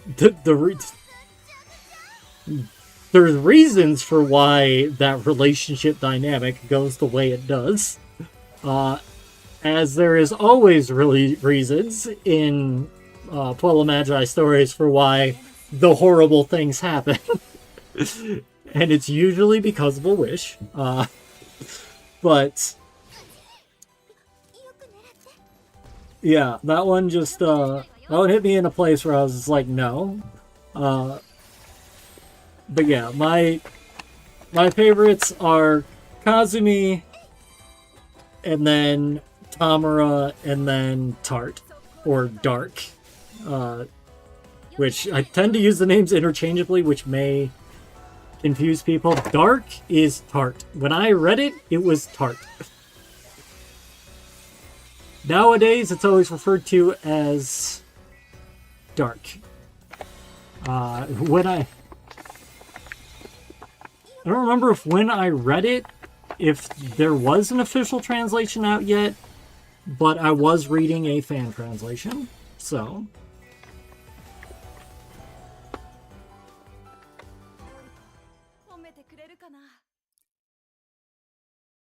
Alright, layer 90. We are up against another boss. Also, I genuinely had no idea how we were going to do on time for this stream, but I think we're at decent pace where if I can beat 110, I think I'll at least have the time to get there.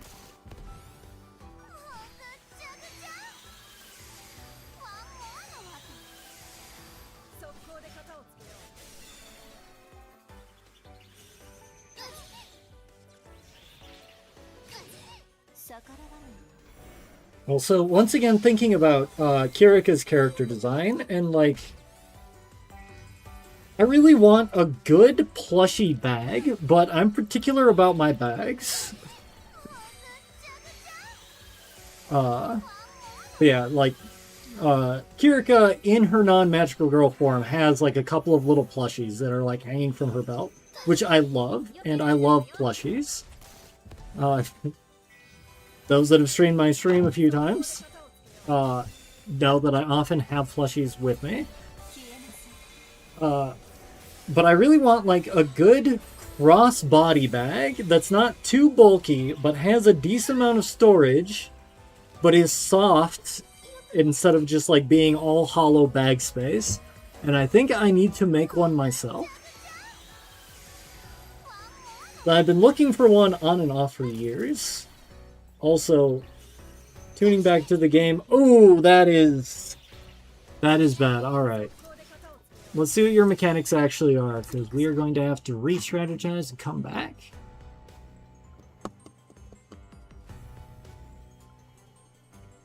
Okay.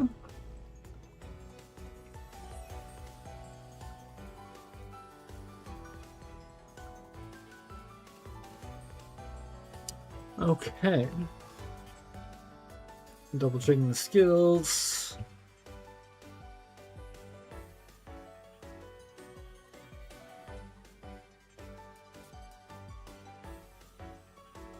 Alright.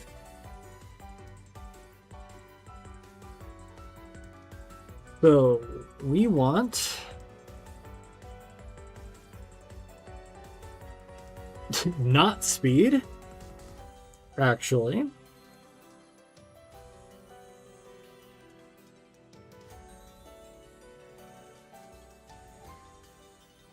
And a lot of debuffs. And not really buffs. Yeah, we need to switch to debuffers instead of buffers. Alright, we're going to go ahead and retreat.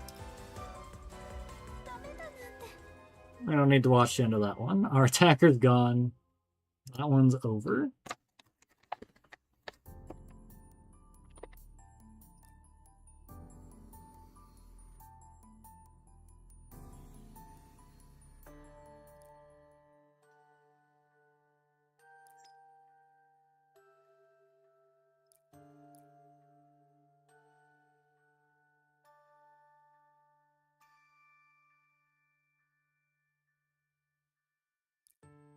Okay, well, I know my Ren goes kind of crazy.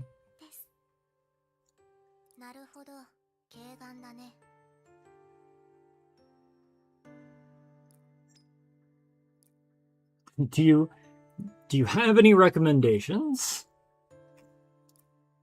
I'm trying to remember what the debuffers do at this point. Oh, this one removes debuffs, so probably don't want that one. Kane is also kind of an attacky based debuffer.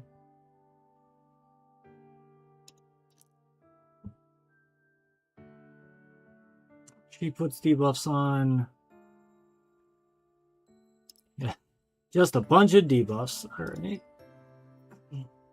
Do I have an attacker that does more debuffs?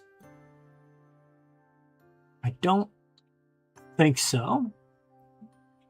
But if you're staring at this and going, what are you thinking? Please point that out.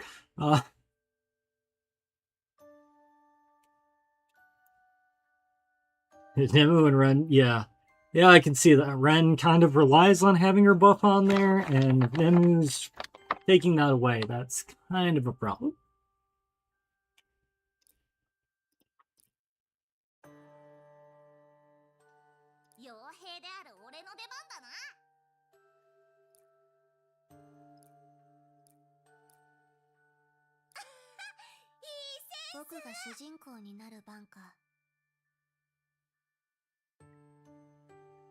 That works. All right. Everybody relevant levels. Yes. Works for me. All right. We'll give Otto another go. See how this goes.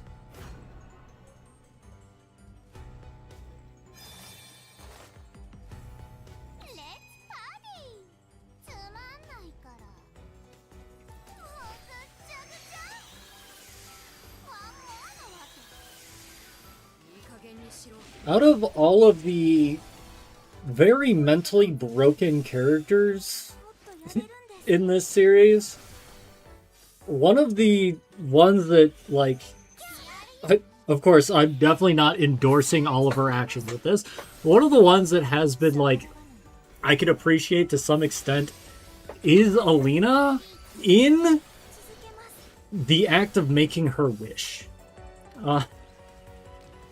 Because the way that she made her wish was hilarious.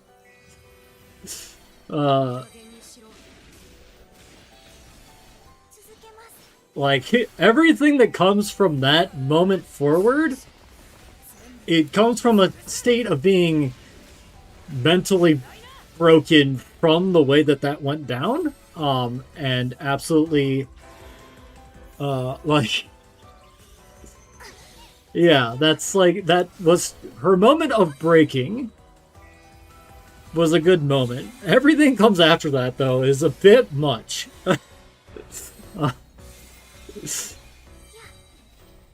But yeah, just The fact that she was like just annoyed by Kyubey pestering her and just kind of like wished for whatever to make him go away and then planned to die and then didn't because she had just become a magical girl. Like,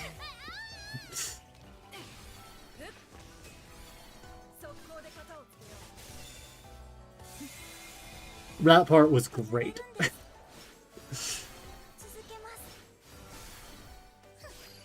I remember when I read that for the first time, it's just like, oh, that's fantastic. I still hate this character, but that was fantastic.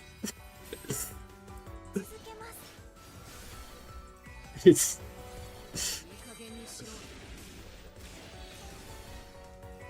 The way that she made her wish was not that different from the way Nagisa made her wish, except that Nagisa actually didn't survive.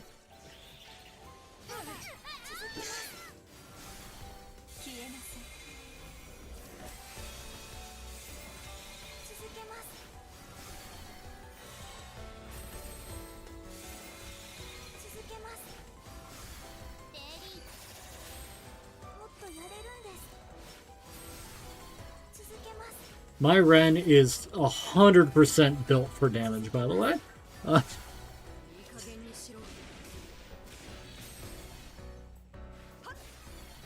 My Kane is 100% built for... I never used her, I just followed the good old Magia Exedra in Percy.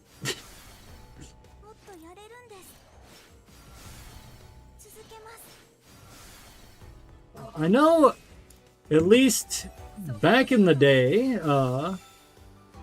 the sheet was like, here's a couple of different ways to build her. You can build her damage. I'm curious if she's still set up like that, because there was a major overhaul not too long ago. Oh, she's the bottom of the list. Okay, yeah, the primary build is the DPS build. And then, yeah, support build not recommended. Alright, let's prepare a team for 91. Red, blue, green.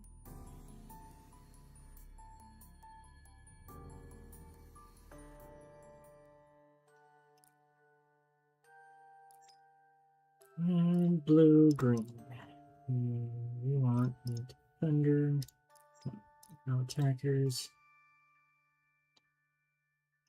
Sure, I'll take Sna. Nah. Yeah, Sayaka.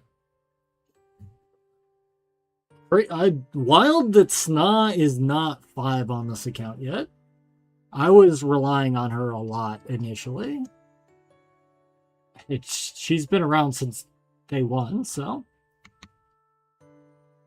Yeah, Nemu is, I remember there being a fight before Nemu existed in the game, where her 4-star equivalent that does, like, the same thing was super relevant. So she has a use. However, outside of those use cases where, like, you specifically want that...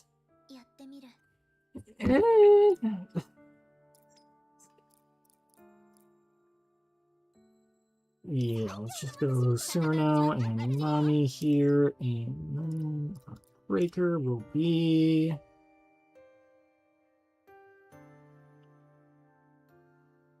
Okay, is she AoE? Yeah, no, she's single target. I think these two are both AoE.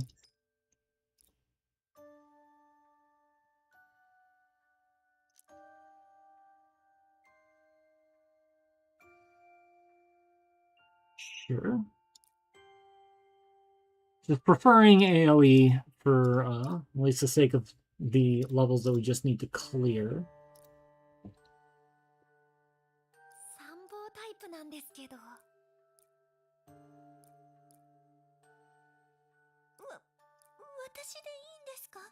And then, of course, reassess for the boss once we hit the boss, and the boss hits us harder than we expect. And we just find out that we have entirely the wrong team.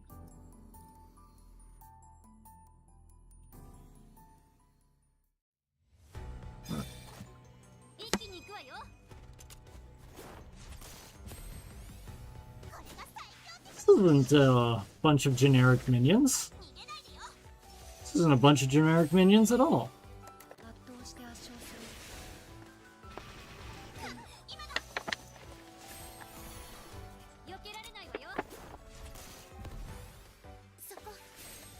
Well, I guess AoE wasn't quite the pick for this fight, but you know what? It's fine. Looks like it'll be dead soon anyway.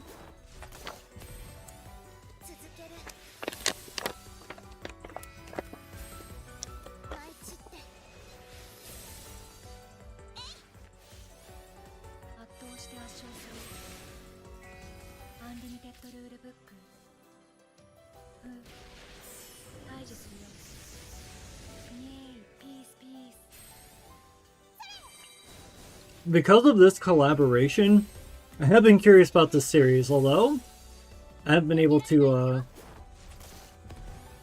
I've been confused about the series and where to start and how to track down how to start and everything. Yeah, I like her weird girl energy. I am, the anime I'm currently working on is Ya Boy Kongming, which is one that I've been wanting to watch since it came out. I'm not sure, because I guess it's 5 series and they're connected, not connected, so I don't know if there's any means to or any meaning to watching one before another, or which one I would prefer or anything. Even my BFF has seen 2 of the series. She was like, yeah, I don't know what to tell you on where to start or which ones you might be more interested in or anything.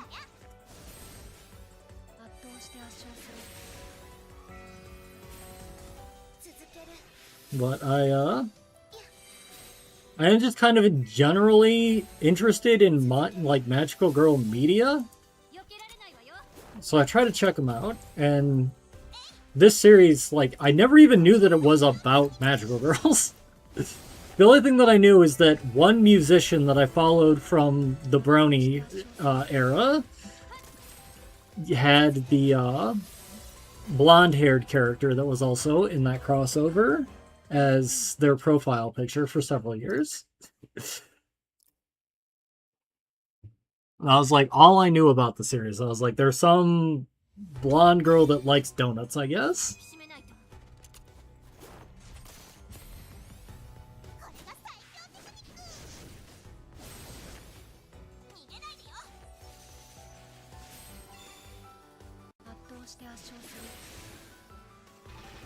Yeah, I started Ya Boy Kongming, which, as will become apparent in October when the new Dynasty Warriors comes out, I am a huge fan of the Romance of the Three Kingdoms, or more specifically, the Three Kingdoms era of China historically, and Dynasty Warriors. And the reason I'm interested in all of that is because of Dynasty Warriors, because it's one of my favorite games of all time.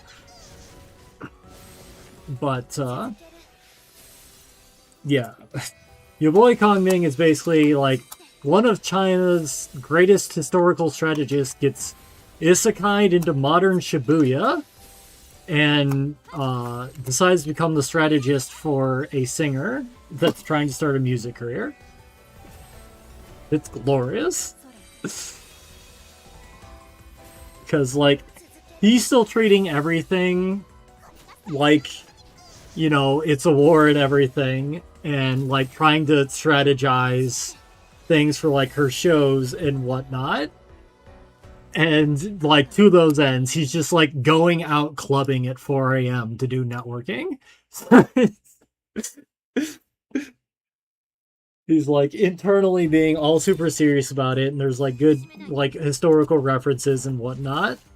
But then it's just everybody else around him is just partying and just...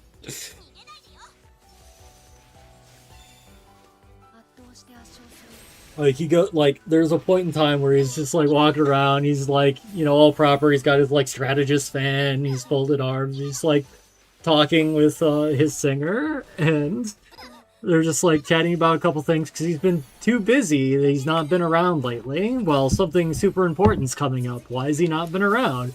He's like, I'm sorry, but like my shift's over. I gotta take my leave. By the way, he works as a bartender. um, and he gets the job because his boss actually knows who he is and winds up believing him after a conversation. But yeah, he goes from being like all polite and everything, like, I've gotten very important business about our current strategies that I must attend to, and like walks outside. Somebody's just like, "Oh, I'm big, let's go party!"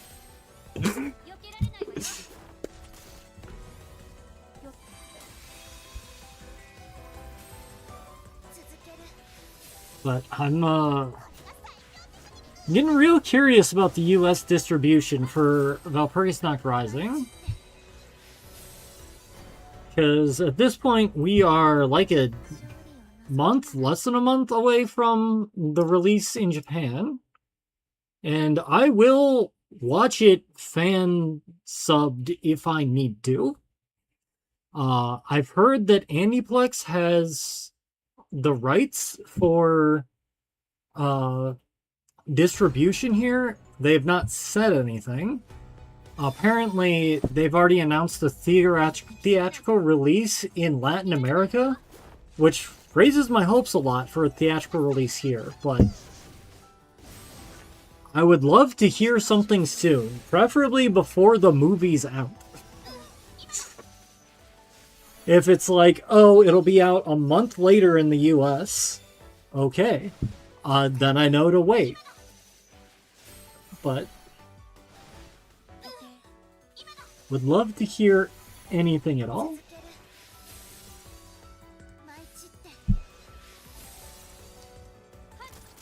Because I have genuinely, like, ever since I saw Rebellion, which was like 7 years ago, I have, like, long before a fourth movie was announced. Well, there was, like, the, like, concept thing, which might actually be what this fourth movie is. Who knows? There was, like, some talk about stuff back in the day. But long before Valpurgis Nacht Rising was announced, I've had reoccurring dreams about going to the theater with my BFF to go see the new fourth Monica movie. Every time it's strange, incomprehensible garbage, because it's a dream, but there's definitely Monica characters on a screen.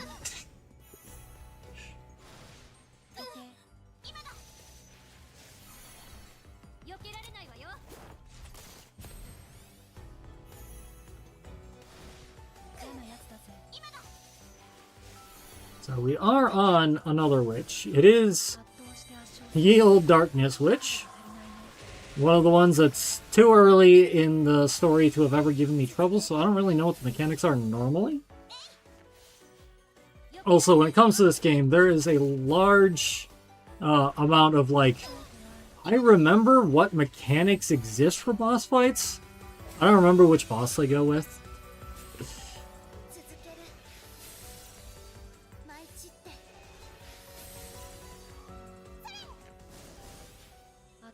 We are in break. We are doing a fair amount of damage, and we are halfway to defeating it.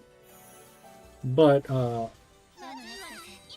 we're also kind of in need of some barriers here, Saiki. Could you please help out with that? Too late. I needed you to do that before our damage dealer died. Ooh. That is awesome. Thank you for tracking that down. Because, yeah, like, they all have, like, different unique titles to them.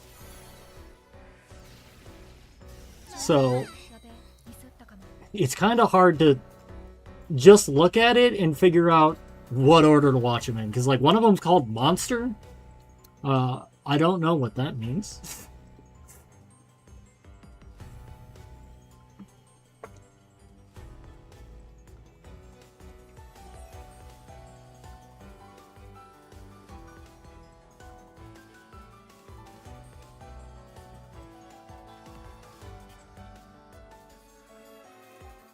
Okay.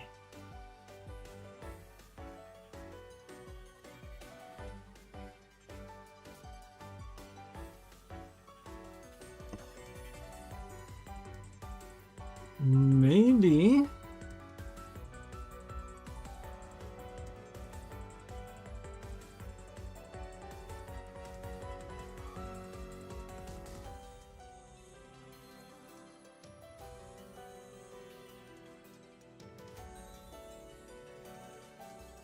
The wording sometimes greatly increases speed while on break, decreases speed while on break.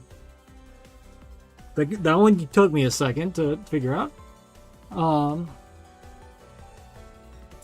You can go ahead and throw it in the Discord. Got a nice handy graphic, that sounds good.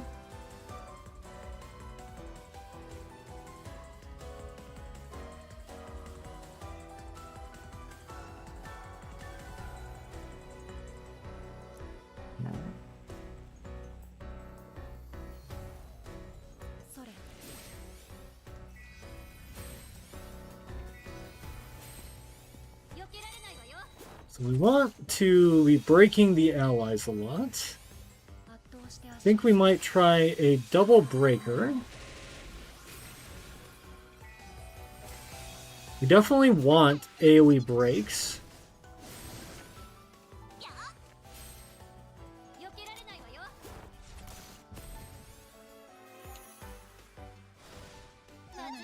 You're thinking of trying to watch it too? Yeah, it's, well, I mean, crossing over with Madoka seems like a pretty strong sell, and like, they definitely made, they picked a couple of characters that were able to like present themselves in enough of a way that I'm intrigued. Like, just seeing the character that's on my team right now, like seeing her battle skill, or not battle skill, her special, and the way she just kind of like twitches and snaps her neck, intriguing. I'll put it at intriguing. Like, I want to know what your deal is. Like, when I first got into anime, like, I had been watching stuff as, like, I'd seen, like, Dragon Ball and Pokemon and whatnot. That was just on UST. But, like, the first time I, like, sought out an anime that wasn't just on Cartoon Network was because I just happened to, like, keep seeing the character Chi from Chobits. And I was like, what is your story? What are you about?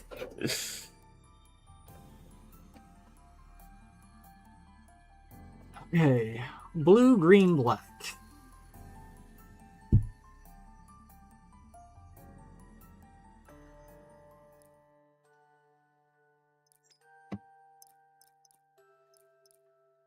Alright, excellent. That means we can put Kirika back on the team.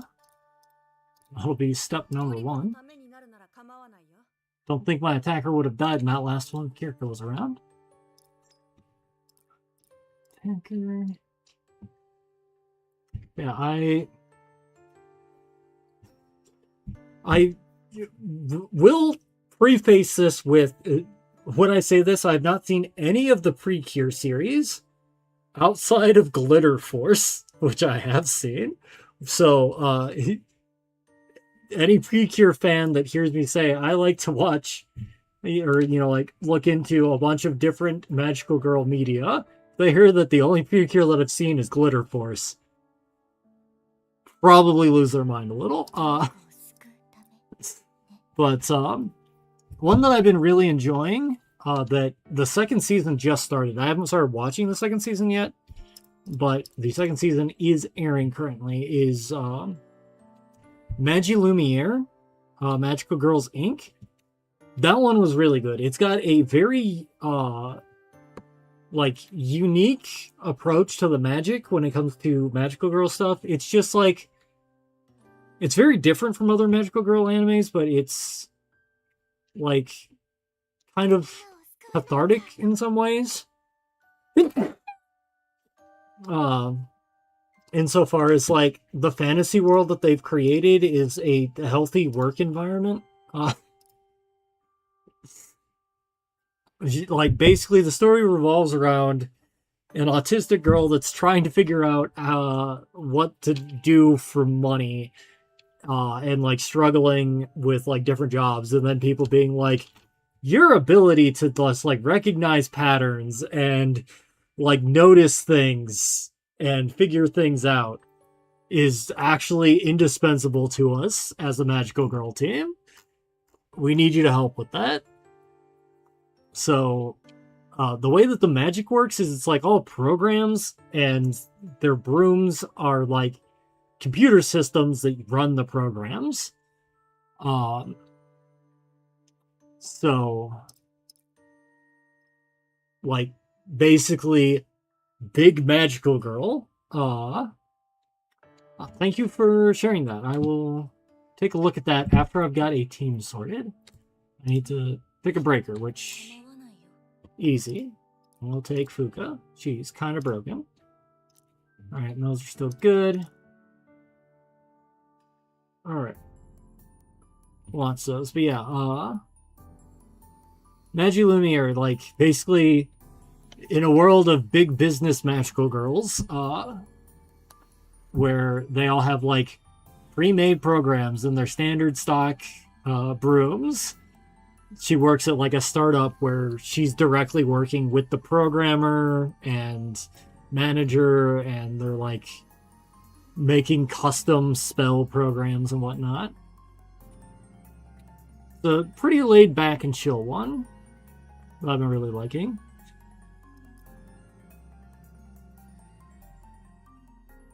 There are also several other on my list, but I also need to up my game in checking out some different magical girl animes that I have not seen before, because I am working on a magical girl game. So I feel like I need to partake of some more. I've only seen at least half of all like magical girl animes. Need more.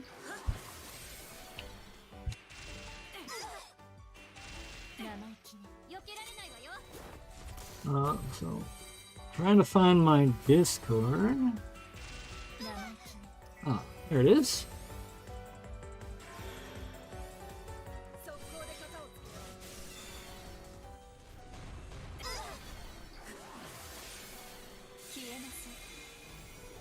Okay. So it's Bake Matagunori to start with.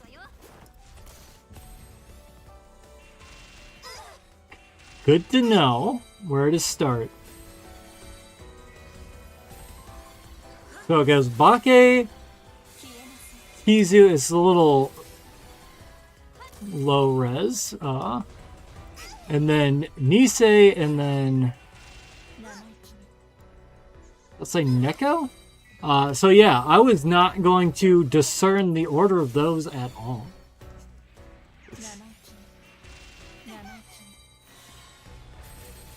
And then it's no prefix. And then a prefix again. And then no prefix, second season. Okay.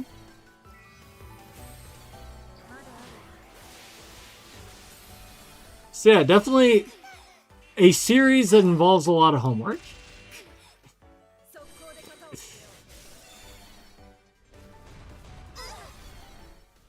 Okay, there we go. My computer finally loaded the full res version. So Bake, Kizu, Nisei, Neko, no prefix, and then Hana, no prefix season 2, Suki, Koyo, Owari season 2, and then Zoku Owari. Alright.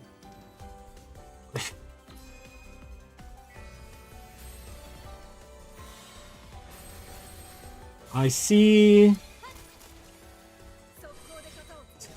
the character that I'm currently most curious about is from Tsuki, which is the 8th set of them, so might not be getting to know them for a little while.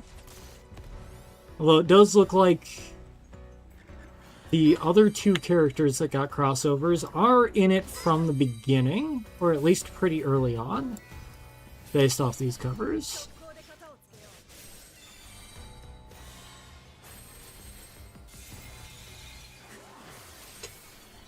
I love the notes at the bottom.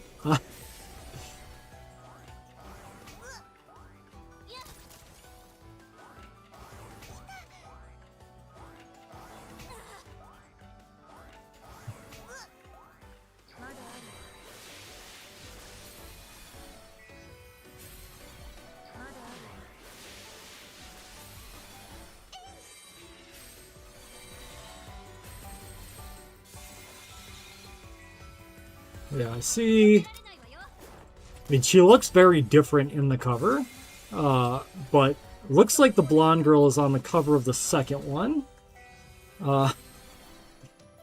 And then the girl with the little green things in her hair, the brunette, looks like she's in the ensemble in part 3.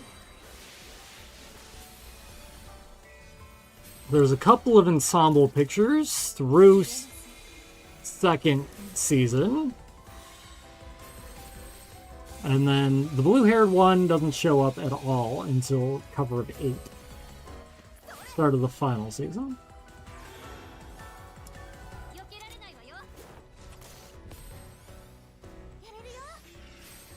Alright, well. That series has become slightly more scrutable to me, and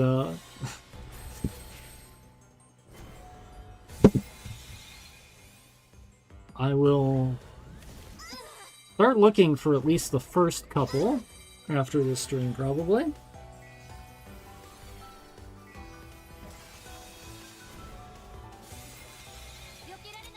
Meanwhile, it looks like we're on a multi-wave, multi-boss fight, and we are almost done with the second one.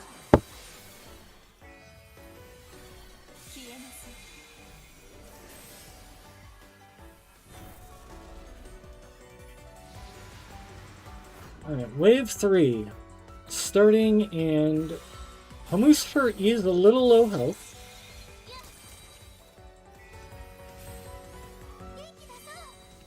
Hopefully that does not become a problem.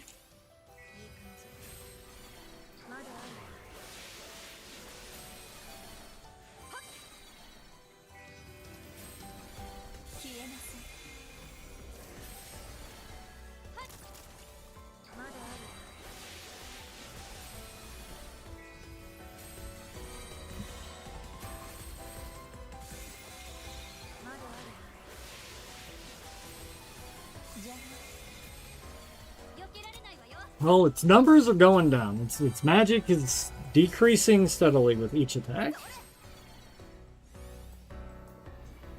Ooh, home run does not have a guard on. Oh no.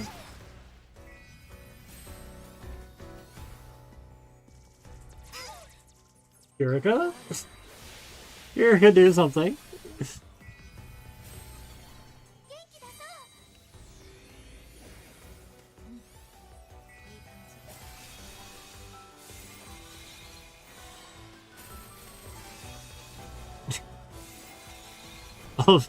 Oh, the Hamusfer just kind of like placed herself 4 times at the beginning of the action order there. Okay, Kirika, I need you to apply barriers. You have one job. Just one.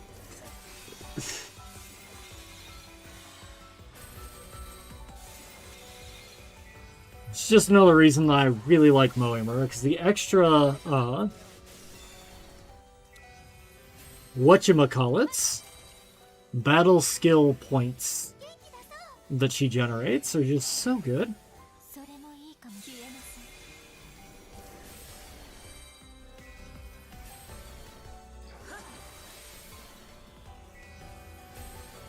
Well, it's not dead, but the good news is Kirika did activate her battle skill, so Homura shouldn't immediately die when it exits break.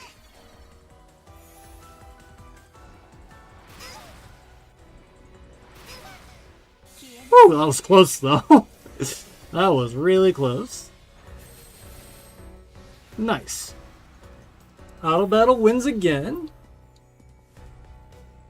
These fights are getting a lot longer now that we're in the 90s.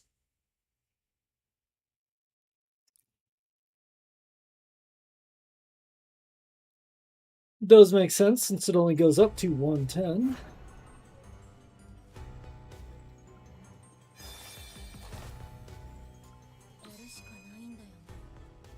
Another 3 waves.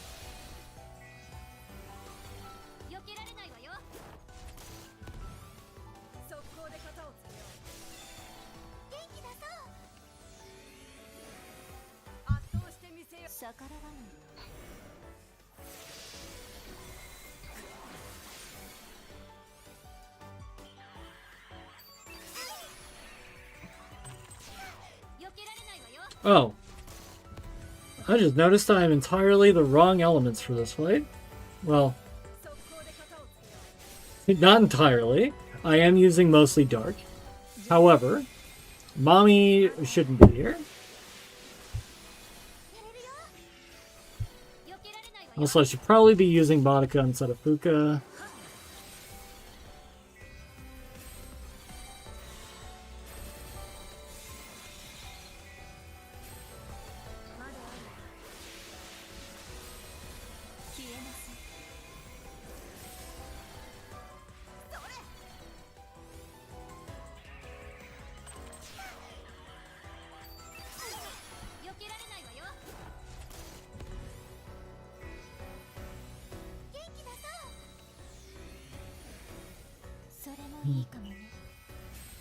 I mean, this seems to be going decently enough.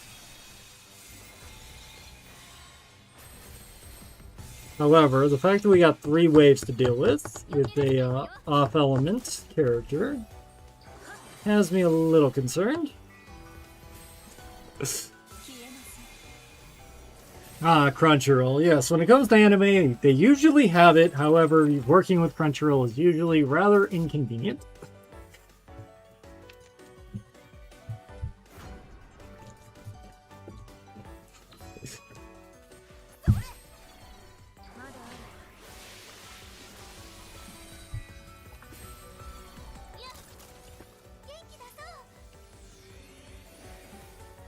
I feel like Crunchyroll is still like the primary place where like most anime is.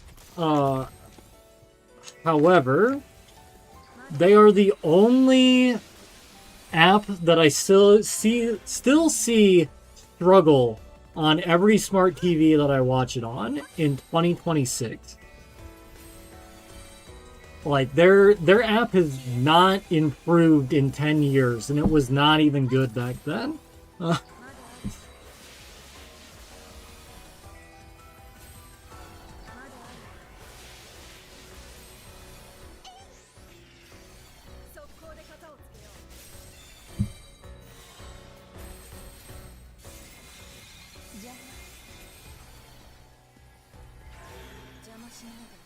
Yeah.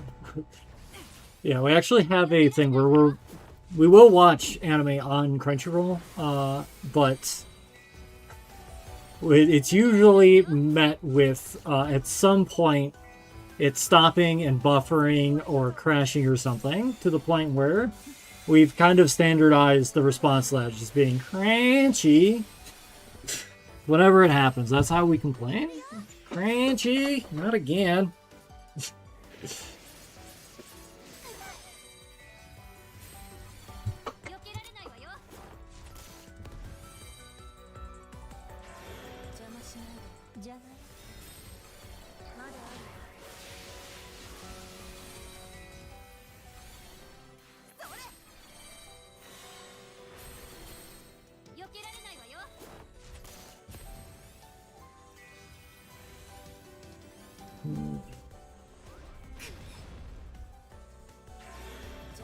Well, compared to the previous fight, we're here to be taking less damage so far.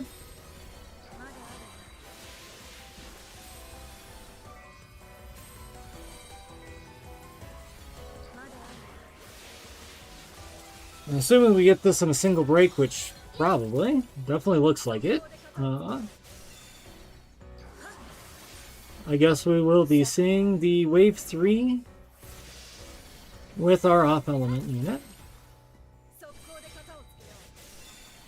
But I guess win or lose, we'll be backing out to reassess our team after this level. Since apparently the elements will just change on you. Okay, well, this one gave us a little bit of trouble earlier. For similar reasons to why I'm concerned right now, so...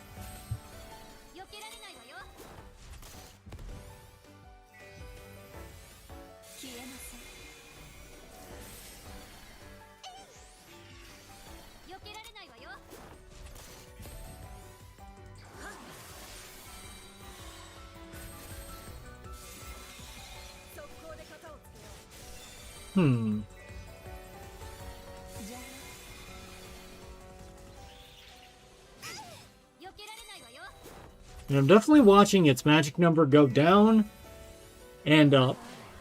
And down and up. It keeps going down to 39 and then back up to 40. Clearly, I'm doing it wrong. But I'm not sure what the difference between the things that decrease it and the things that increase it are.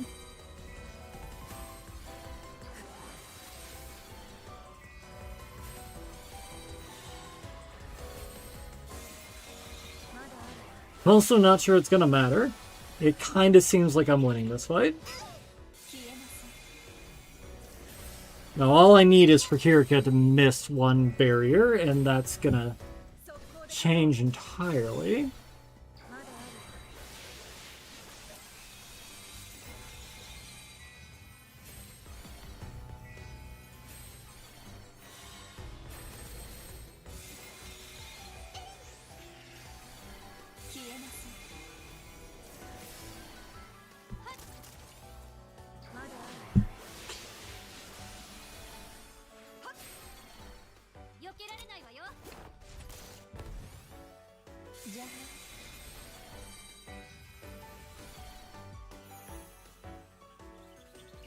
Well, damage is definitely slow.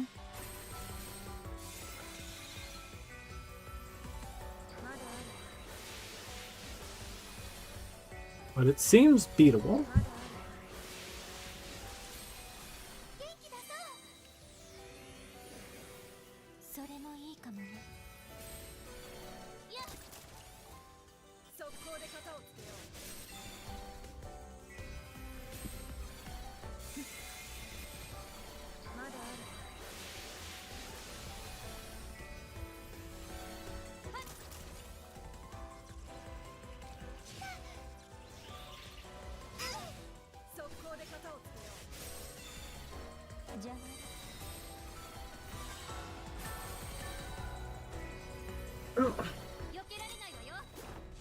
And delete for a bit, welcome back.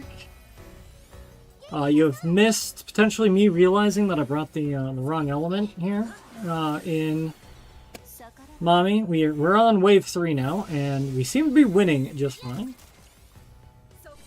Ooh, raining hard there. Gutter's trying to flood the house. I hope you don't get any internal water. That is super bad. I've been there a couple times.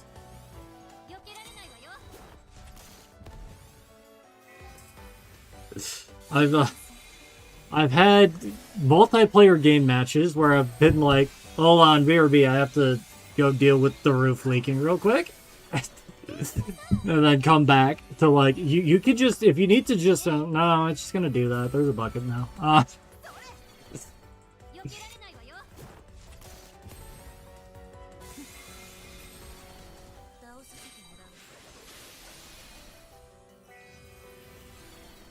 Ooh, tornado warning? Hate those. I hope you stay safe. I hope it does not damage anything, especially near you. Definitely stay safe. I hope you have a safe place where you live. Duck out from that. I luckily don't get too many of those where I live now. When I was a kid, they were a pretty regular thing. And I had a standard routine. As soon as I heard tornado sirens, I just started carting all of my stuffed animals to the basement. I knew it was important, and I knew that the basement was safe.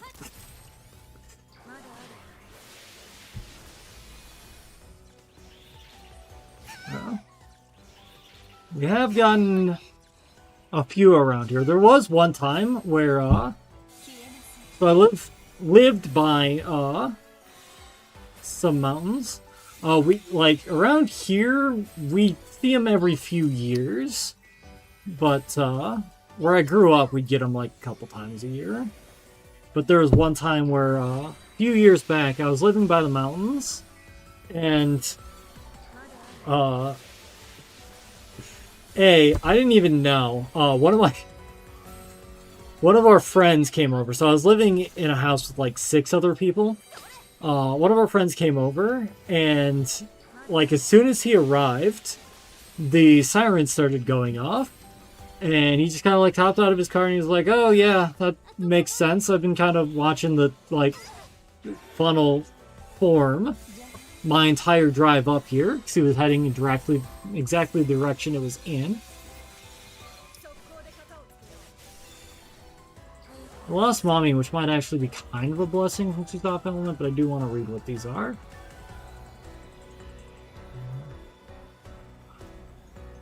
But yeah, so, yeah, he was like, I was watching that funnel cloud form the entire time driving up here, because it was, like, north of us, and he'd been heading north. And we were like, well, that's neat. And it was headed towards the mountains. And, you know, we like gathered a couple of our other friends. We were like, you know, check it out. We can watch it. And there it is. And we watched it and it hit the mountains and it bounced off of the mountains and it came back around south. And we had the genius idea, being a bunch of like early 20s, just group of people, hopped in my friend's car, and we went out and followed it for a little bit, which is like wall of water happened in there.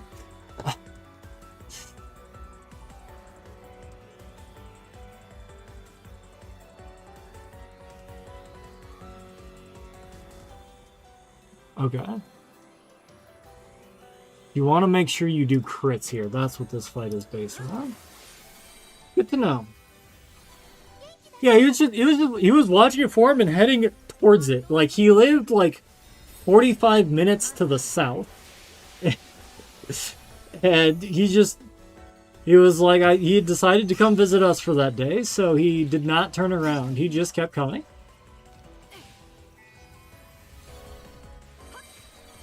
Yeah, I think this one's over. I think we're gonna have to come back with a little bit more crit.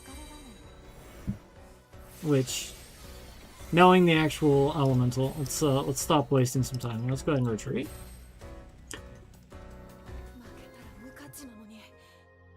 But I mean, taking him kind of casually has been a thing for me.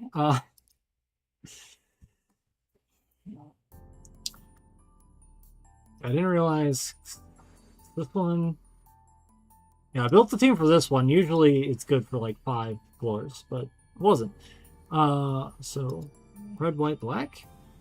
Yes, definitely Cyrano.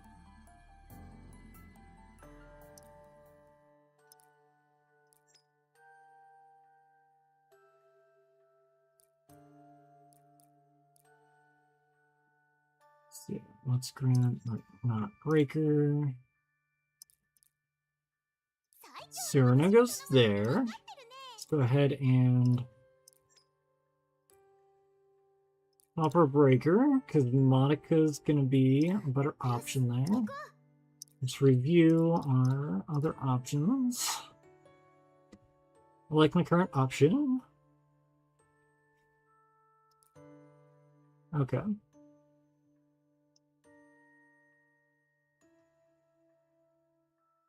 Yeah, let's give that a go.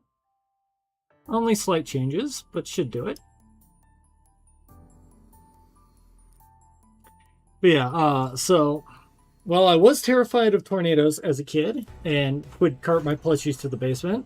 There was one time in high school where I think I was still on my learner's permit, so I think I was 15 and a half, not 16 yet. and my sister, who had several years older than me, had moved out already. Her basement was flooding, so my dad had left to go help with her basement flooding. And my mom and I had just been watching on the news all of the flooding throughout town. And the eye of the storm hit, and my mom was like, you know what? It stopped raining. All of this flooding seems interesting. Let's go check it out. You drive. So we don't go too far. We get to like the next neighborhood over. We only find one street that's not flooded that we can actually drive through. We get out there, so we're semi-disconnected from home. And then we get out of the eye of the storm. Wall of water. I had zero visibility. I was leaning out of the car while driving because I could see better that way than the just sheet of water rolling down the windshield. It was a good learning experience on my learner's permit, learning how to drive in storms. Yeah, maybe not the best judgment call from my mom there. But it happened.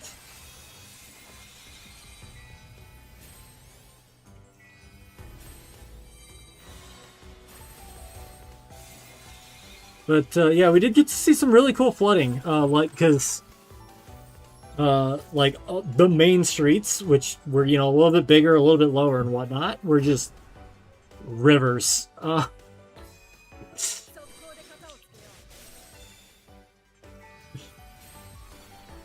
yeah, so just a little hint into where my sometimes reckless behavior comes from. I know I've yapped before about a few near-death experiences.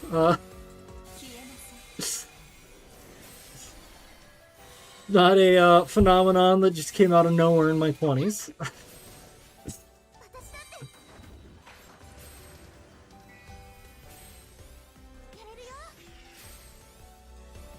I've also got plenty of stories about being accident prone as a child. I want to get some I want to get some stories out there. I've always liked webcomics, so that's a consideration. But I also really like YouTube animated story time things. So I've considered that as well. But I got stories for days. I have almost died so many times. My last car, I tore the heat shield. So the protective, just metal plating on the bottom of it, 4 times due to driving in blizzards.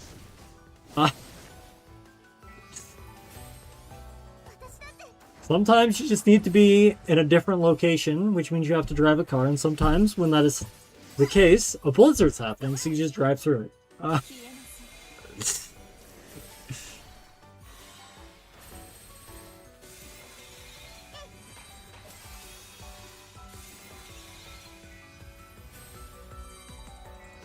Okay, we've got that time I almost drowned as a child, the time that I had my arm covered in bees, couldn't bend my elbow for a week. You've got the teeter-totter incident, which I'm still having to tell medical professionals about because it's relevant. That happened when I was 8, 30 years ago.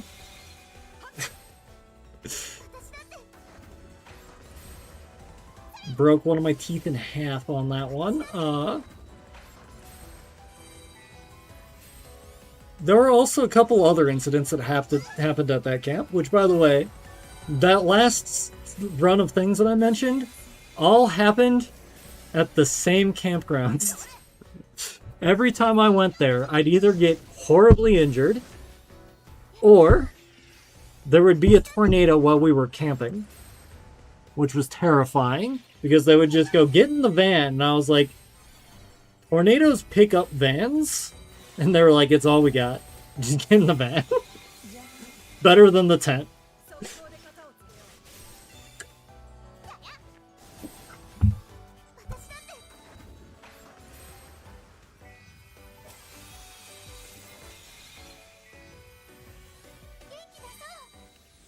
Alright, we're finally back to wave 3. And it does seem like this wave, at least, is going a lot faster. The number is going down this time. So that's always good.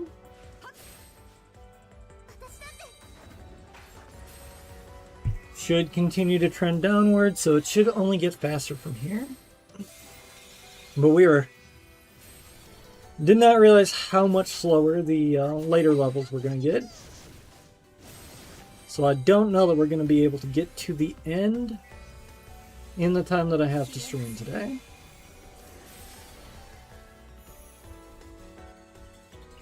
I'm currently on 96 out of 110.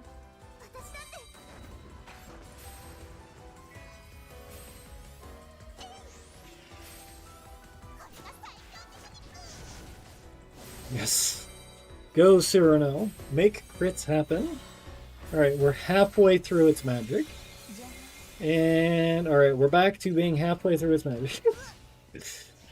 That is brutal that it's +2 every time you don't crit. And only -1 when you do. But right now, that's pretty much the only thing I'm looking at in this battle. Is just watch that number go down. And then occasionally back up. And then down again.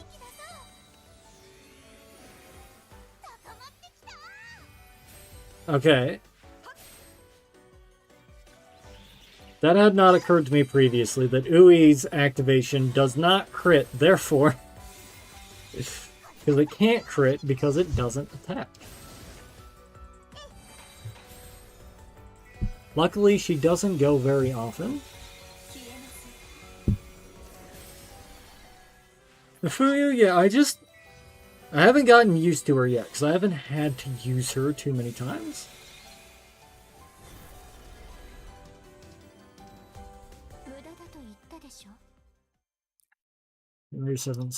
So you're past this one. Where are you at? Did you get through 110, or are you on one prior to that? All right, red, green, gray. Would be nice if they did give strategy hints like they do for a lot of other content. So red, green, gray.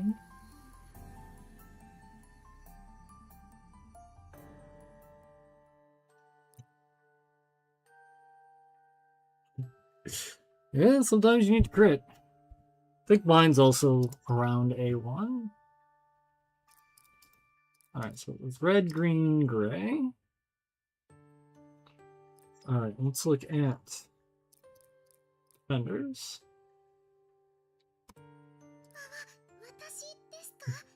You're back on the team for the first time since like the first month of the game.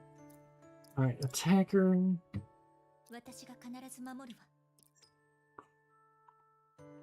Homura, minutes before the other Homura that we were just using. Literally minutes before becoming, or no, actually, never mind. That was taken from right after she became. Ignore me. Anyhow, buffer, debuffer.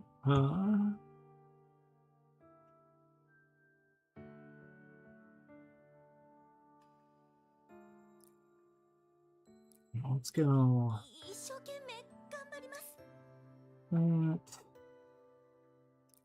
Let's swap mommy. Let's just go for speed. And then the breaker.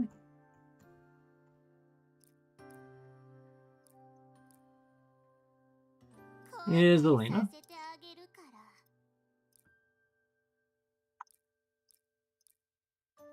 Sometimes you just pick generically good things because they're generically good.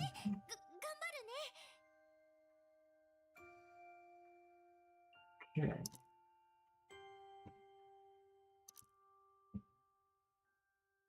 Finished 110. Nice. This is the furthest I've ever been in this. Fairly confident.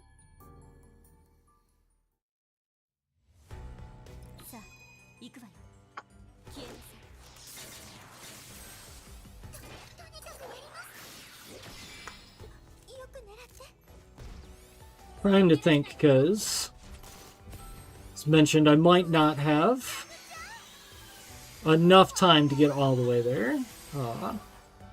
Since things are slowing down a lot now. Like, I've got at least another 30 minutes. But I don't think that's enough to get through one time. This goes for another 7 days, I believe, is what I saw earlier. And Crisis comes out Saturday, so I might do... Maybe I'll do next Monday for my next Exedra stream and try and get in any final floors that I have in Tower alongside Crisis.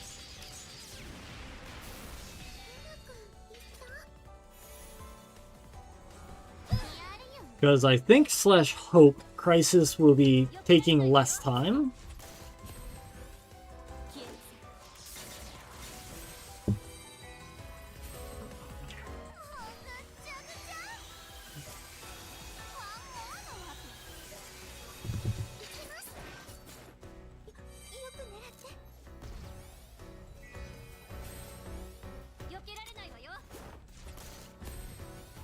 Yeah, this mode has been like a little intimidating to me for a while.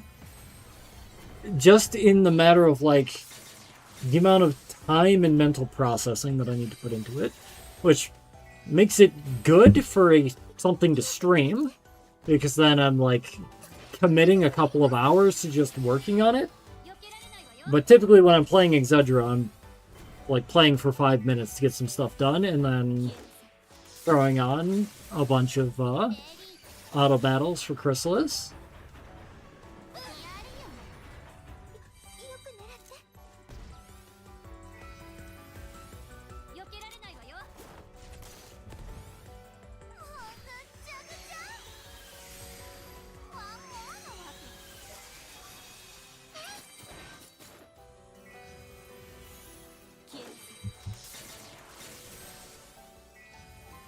Alright, well, we appear to be annihilating this guy. And on to wave 2.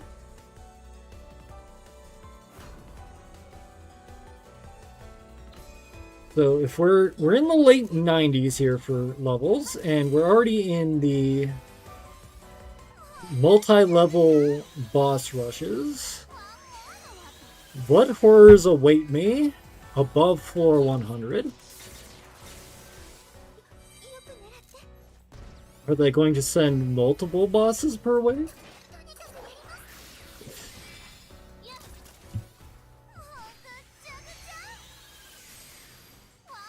Or do they just get stronger continuously? Do they add more waves?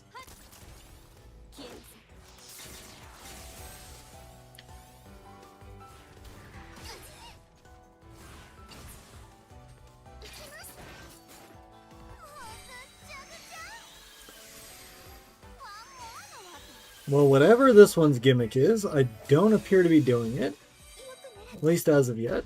It's still at 8 of 8.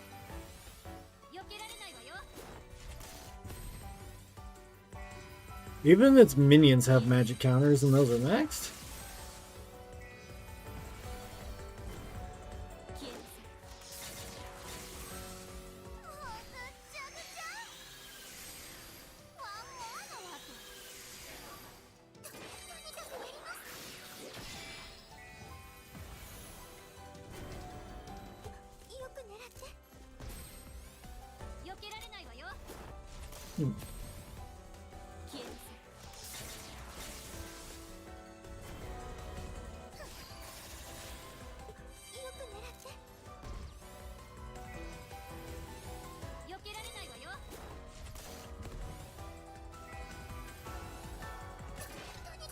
We are getting through its break barrier decently at this point. They were not really doing much damage yet, but hopefully that changes in break, and then it healed itself from all the not much damage I had done.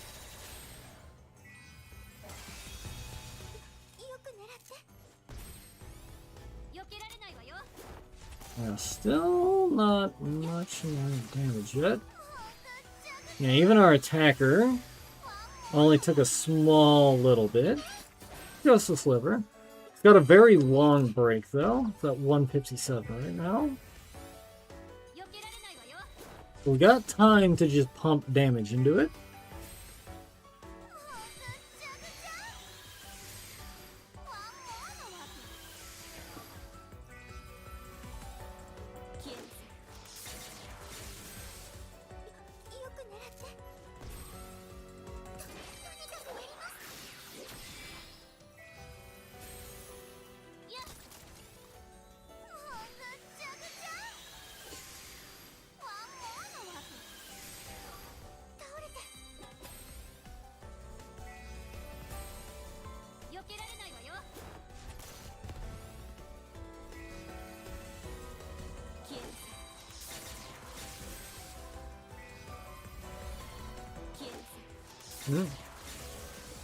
Well, it's a slow drain, but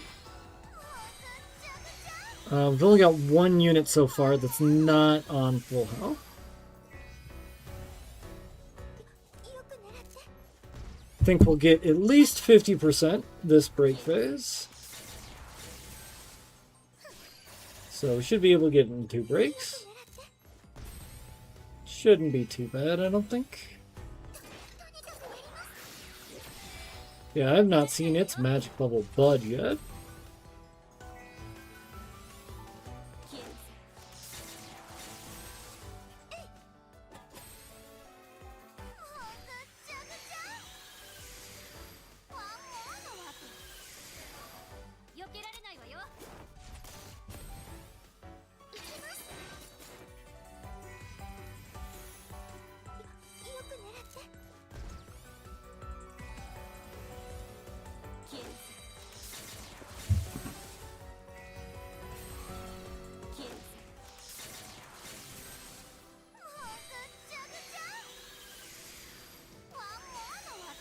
Oh, well, I was definitely right about getting at least 50% in one break, which I do also remember that it healed itself earlier, so considering it's probably going to do that again, glad we are well past 50%.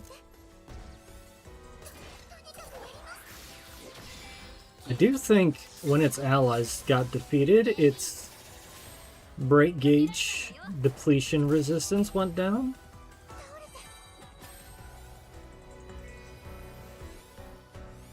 So hopefully this is the last time he gets to attack us.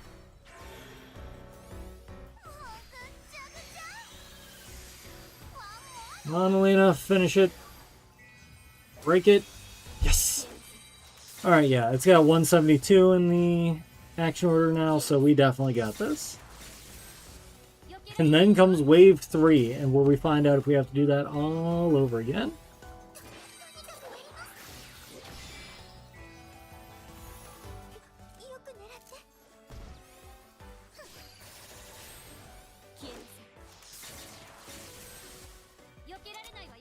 And there it goes. No, okay, there's to the golf club. All right.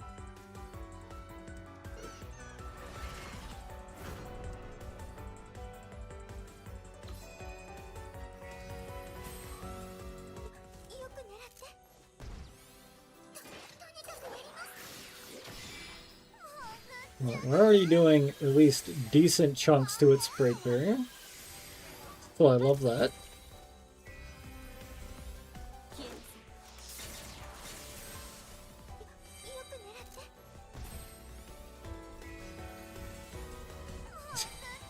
It's not even a magic golf club. Well, it might be, because Mommy was like infusing items with magic, at least for Sayaka, but that did transform the object, so it was clearly different. So I think it's just a regular golf club.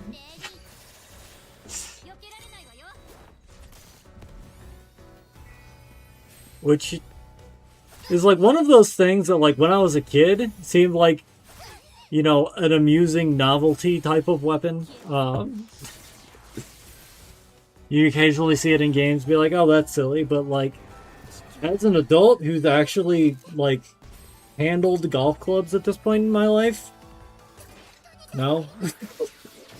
It is such a bad weapon. When you see her with it, it's usually crumpled up. Like, they are not made for that type of impact. And then, like, I mean, it's a decent, like, you can get a decent swing with it for, like, a small bludgeoning object, I guess. I'm thinking way too hard about the physics of weaponizing household objects right now.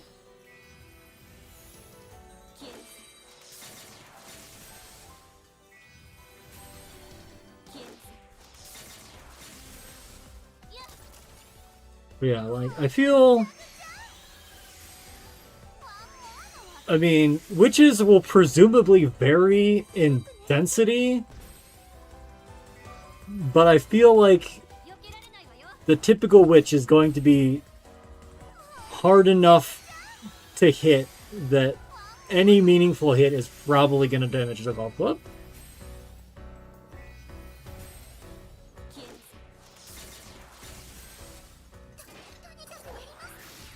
But, as we all know, Homura definitely figures out a couple of different weapons to work with besides a golf club. Like, the section of weapons on the wiki for Homura is longer than some of the characters' entire pages.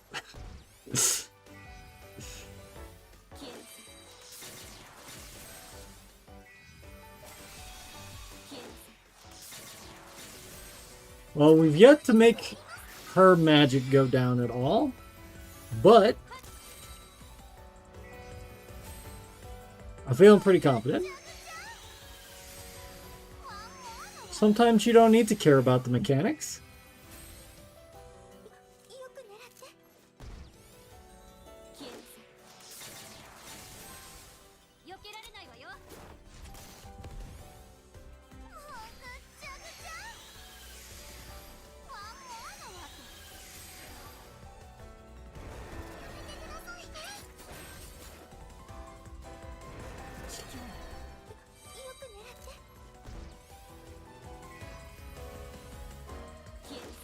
I was like listening to the like clunk clunk sound effects of Sana's attacks, or Sna as I tend to refer to her. And her shield is just so ridiculous. And it reminded me, Final Fantasy XIV, MMO that I play, just announced a new tank class that is basically two of Sana's shields. It's just curious for that one. They're just dual wield power shields.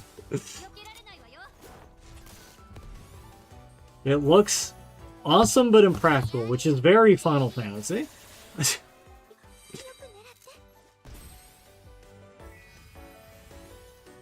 Alright, are we going to finish her off this break? We did manage to... Moimura managed to push our attacker just above the line. She's definitely not going to get an ult, but... nailed it. Alright, so we are now on... I think that was 90... That was 98. Okay. We'll try and get through 100 this stream.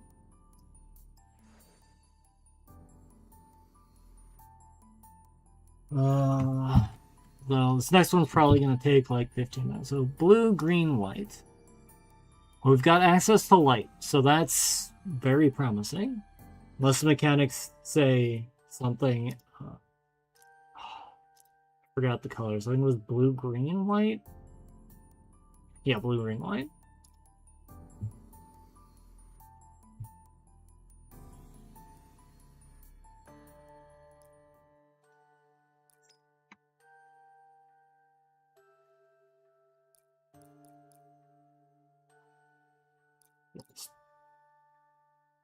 So, put up there. Let's put. Yeah, we'll leave Sana in there. Let's get an attacker.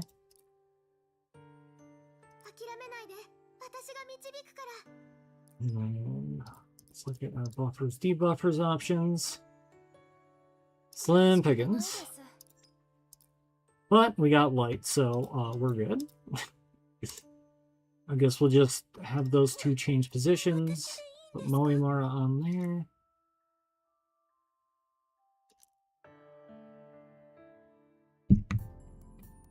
Alright. Layer 99. Let's go.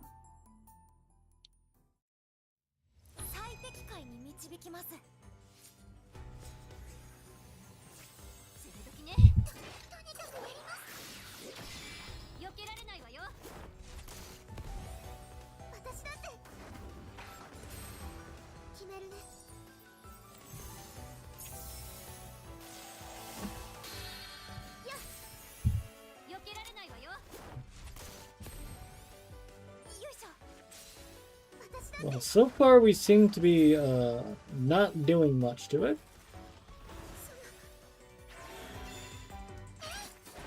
And now it has more defense.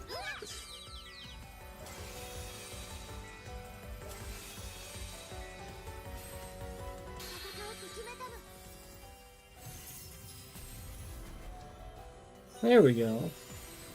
That's lowering its magic value. So this one we just need to take out the minions, and that will reduce its magic, it appears.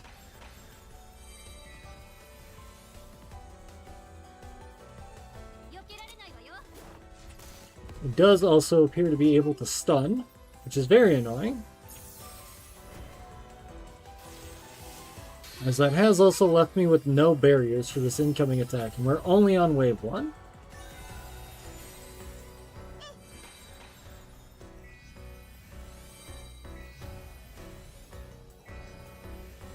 Though things are starting to happen.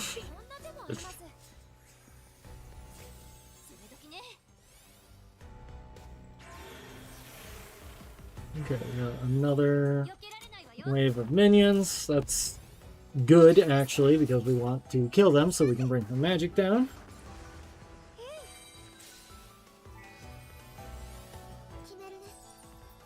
Can't help but notice that Sana's going after them, though. And we don't have any barriers right now.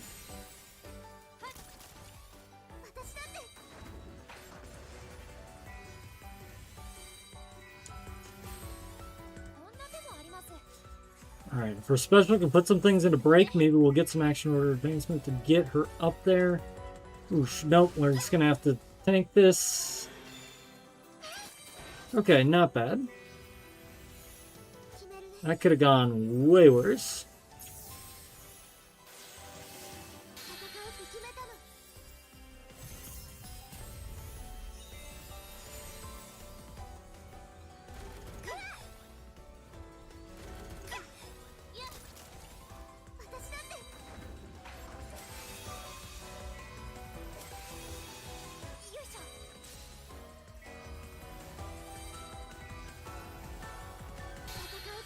Alright, you got this, Monokami. You can take them out. Take out those minions. Just one. Alright. Fine. Fine. We finally have barriers, so that helps. Luckily, we do have some healing from our Monicas here. I love the extra chip healing that the Monicas do. It can come in very clutch.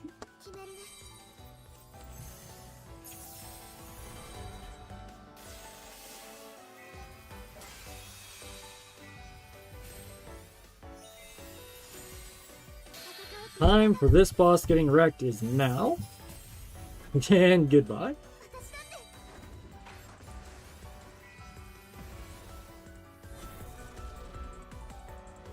Alright. Wave 2.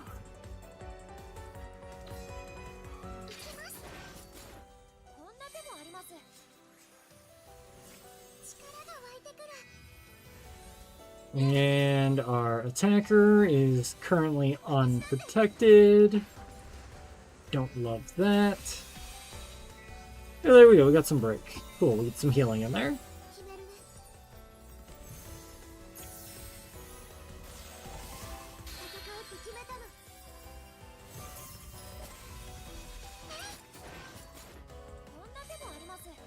No barriers. Don't love that.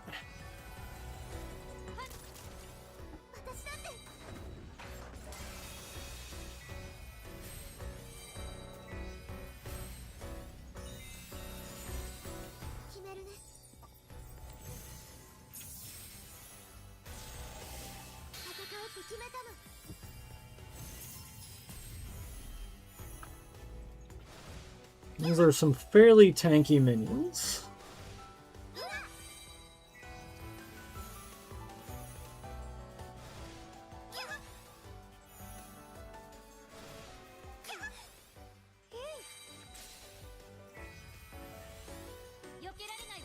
Mama's barriers should, in theory, be pretty good if she ever actually gets to use them. Here we go.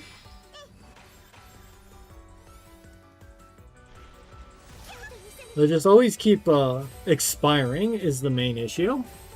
Just another reason why Kurika is fantastic. Can't be removed except for expiring and lasts an extra turn.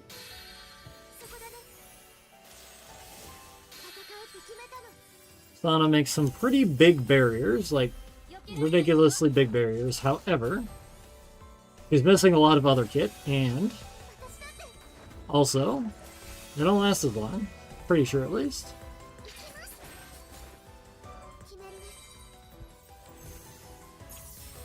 Unless that was one of her Ascension things, and I just have not been paying attention to any tank but Kurika for too long.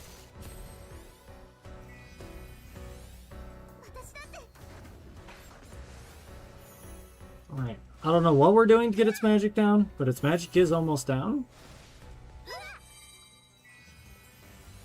And this is going to put it in break for sure. Nautica, do your thing. There you go.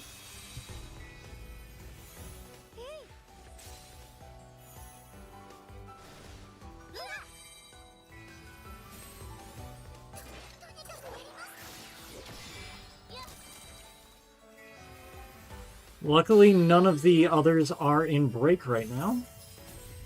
So that would actually make things a little more difficult.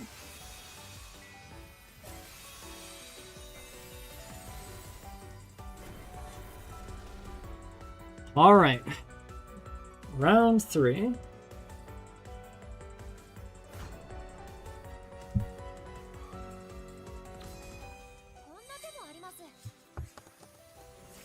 Oh, this one doesn't have... Oh, okay, this one does have magic. It wasn't showing up at first.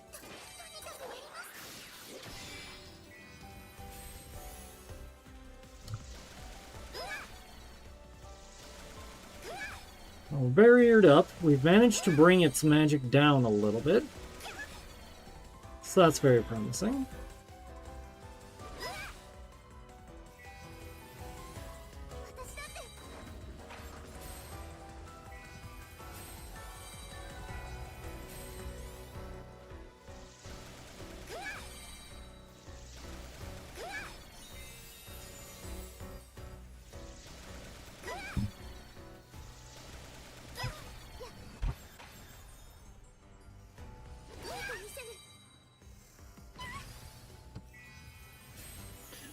Getting a little hairy. Madoka-mi's getting pretty low health. Madoka, do your thing. Of course she's got to just throw it there. Alright. So let's... No. You. What is your deal?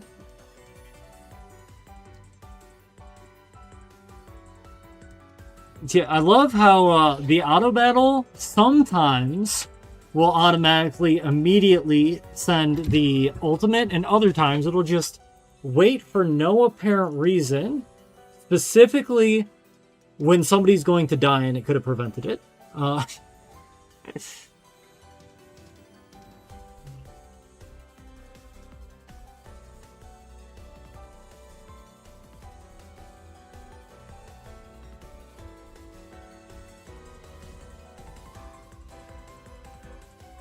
What do you mean when not attacked by enemy special attacks? Like, in which interval?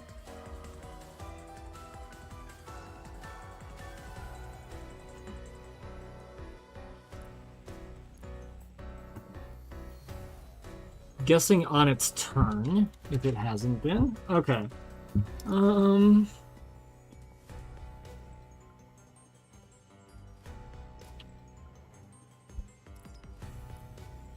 Still don't know what the mechanic of the first thing was, but let's go back to tower.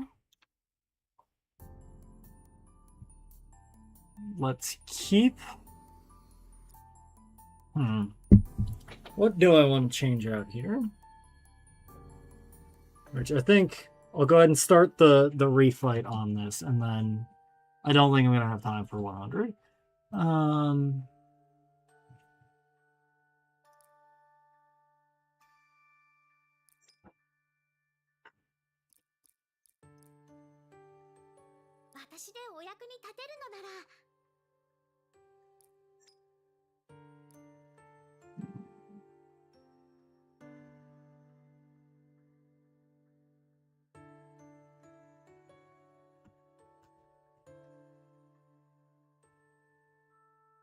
Three turns.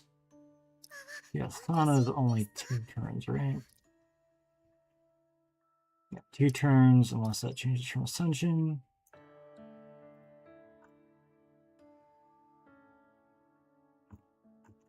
No, okay.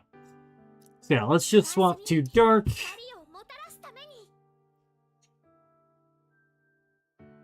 Could try putting like a healer into Mabayu's spot, but Mabayu is also causing more healing to happen through Madokai. Let's just try and send it like this.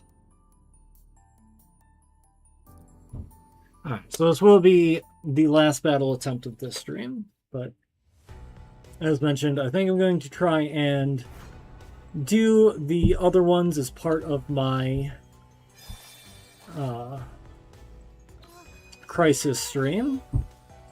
That'll be happening at least after Saturday, because that's when Crisis comes out, and probably before Tuesday, so probably Monday.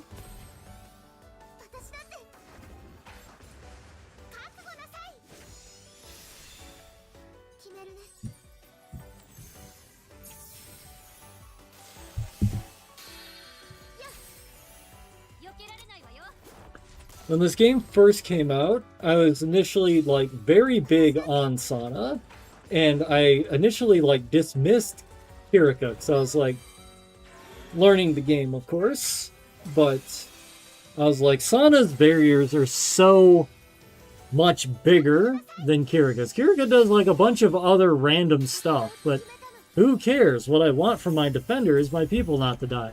That was wrong. That was a very wrong assumption.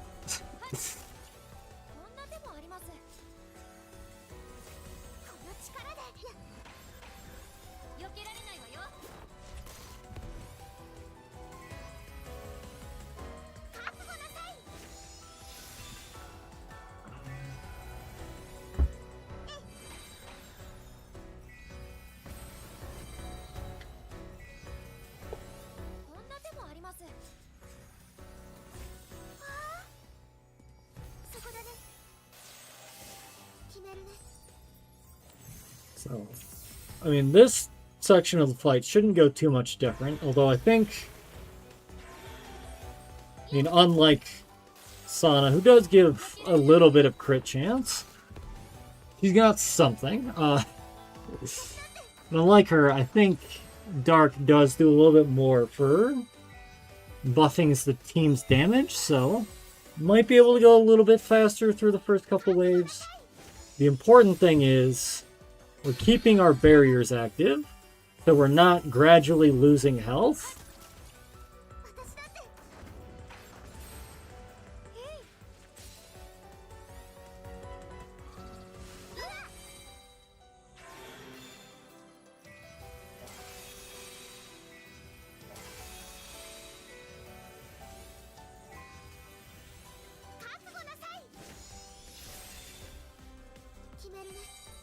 Alright, she's at 100%. Getting ready to do things.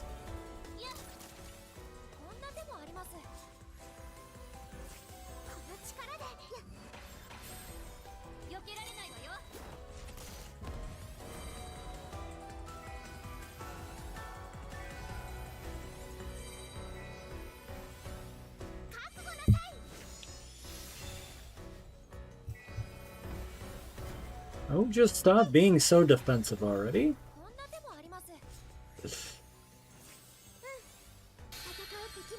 Like, why do you still have your barrier? There we go. That's better.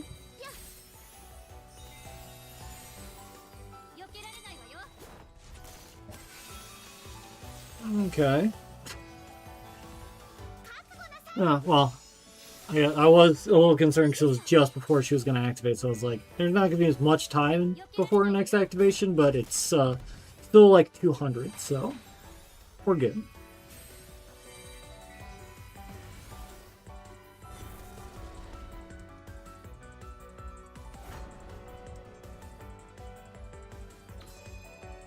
Alright, part 2. Never understood how this one worked last time, but we won. And we'll win again.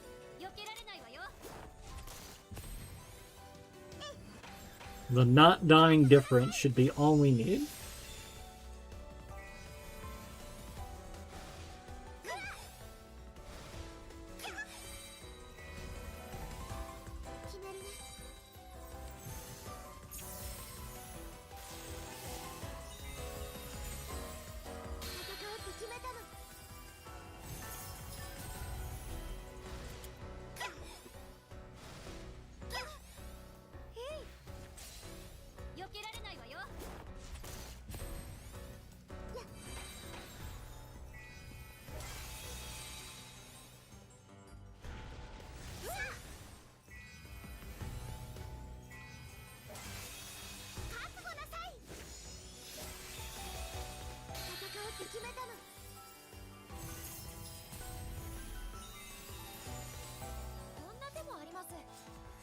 Well, we're almost halfway through her magic levels.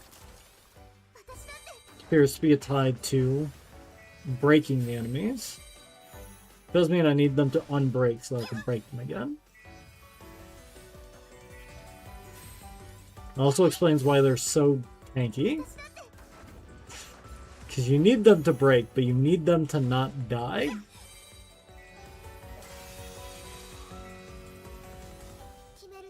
There we go. Now we're halfway through the magic.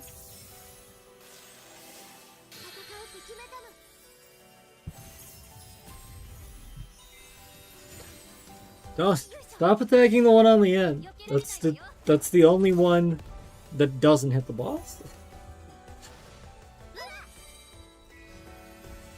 Good old auto battle AI. Sometimes when it's given a choice in randomness, it just loves to pick the least optimal choice.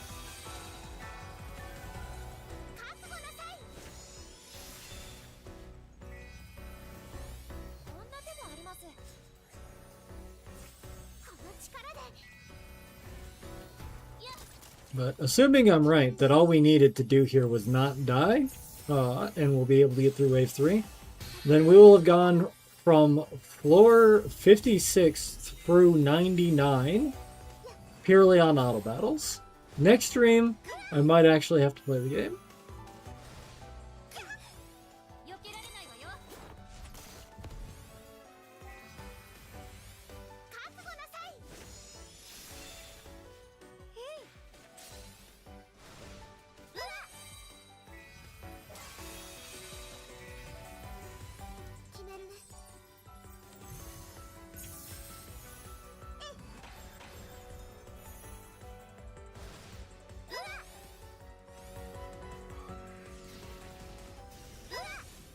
Oof. That is enough damage to remove the barriers and get a little bit of damage in. Hopefully our heals will bring us back up decently before the next wave.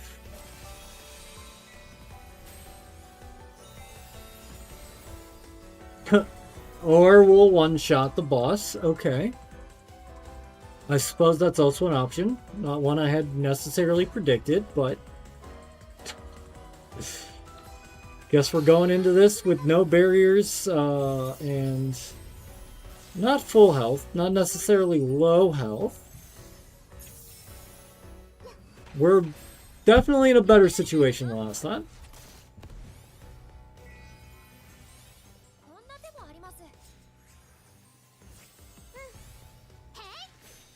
But we are going into this with no barriers. That's rough. Okay, not much damage, not much damage.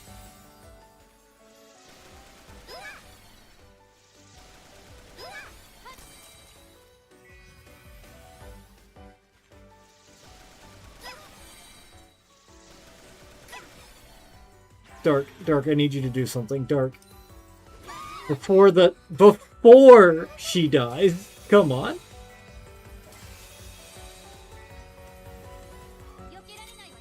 Well, I'll go ahead and let this one play out. Maybe. Maybe.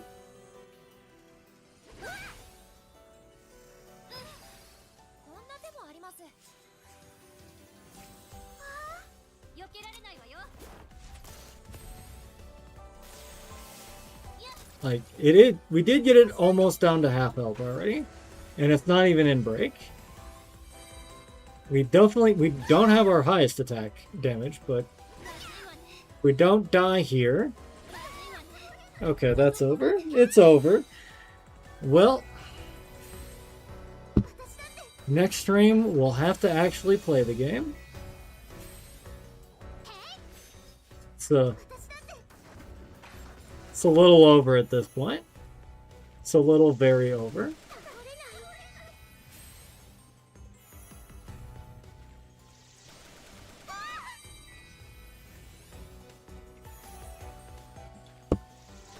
Unfortunate.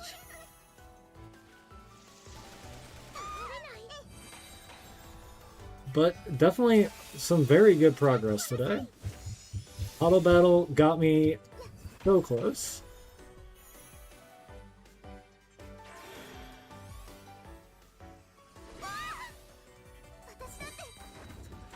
There were times early on in this game where Sana would be my last character standing, and she would actually finish out the fight. It would happen sometimes. Still alive, and it's got 3 more turns to go. Alright. We're dead. Back to tower.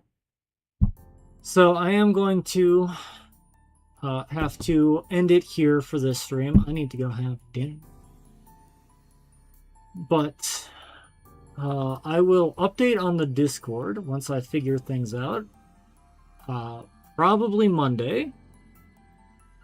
I will be back to try and get these last 11 floors of mirrors or tower, as it's more commonly referred to.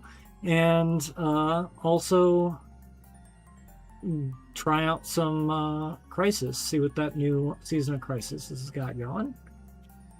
I'll probably be setting up teams a little bit before then, so I'll have an idea, because I want to try and farm points throughout the event, of course. But for now, remember to sparkle and shine. And until next time, hope you have a wonderful time. Peace.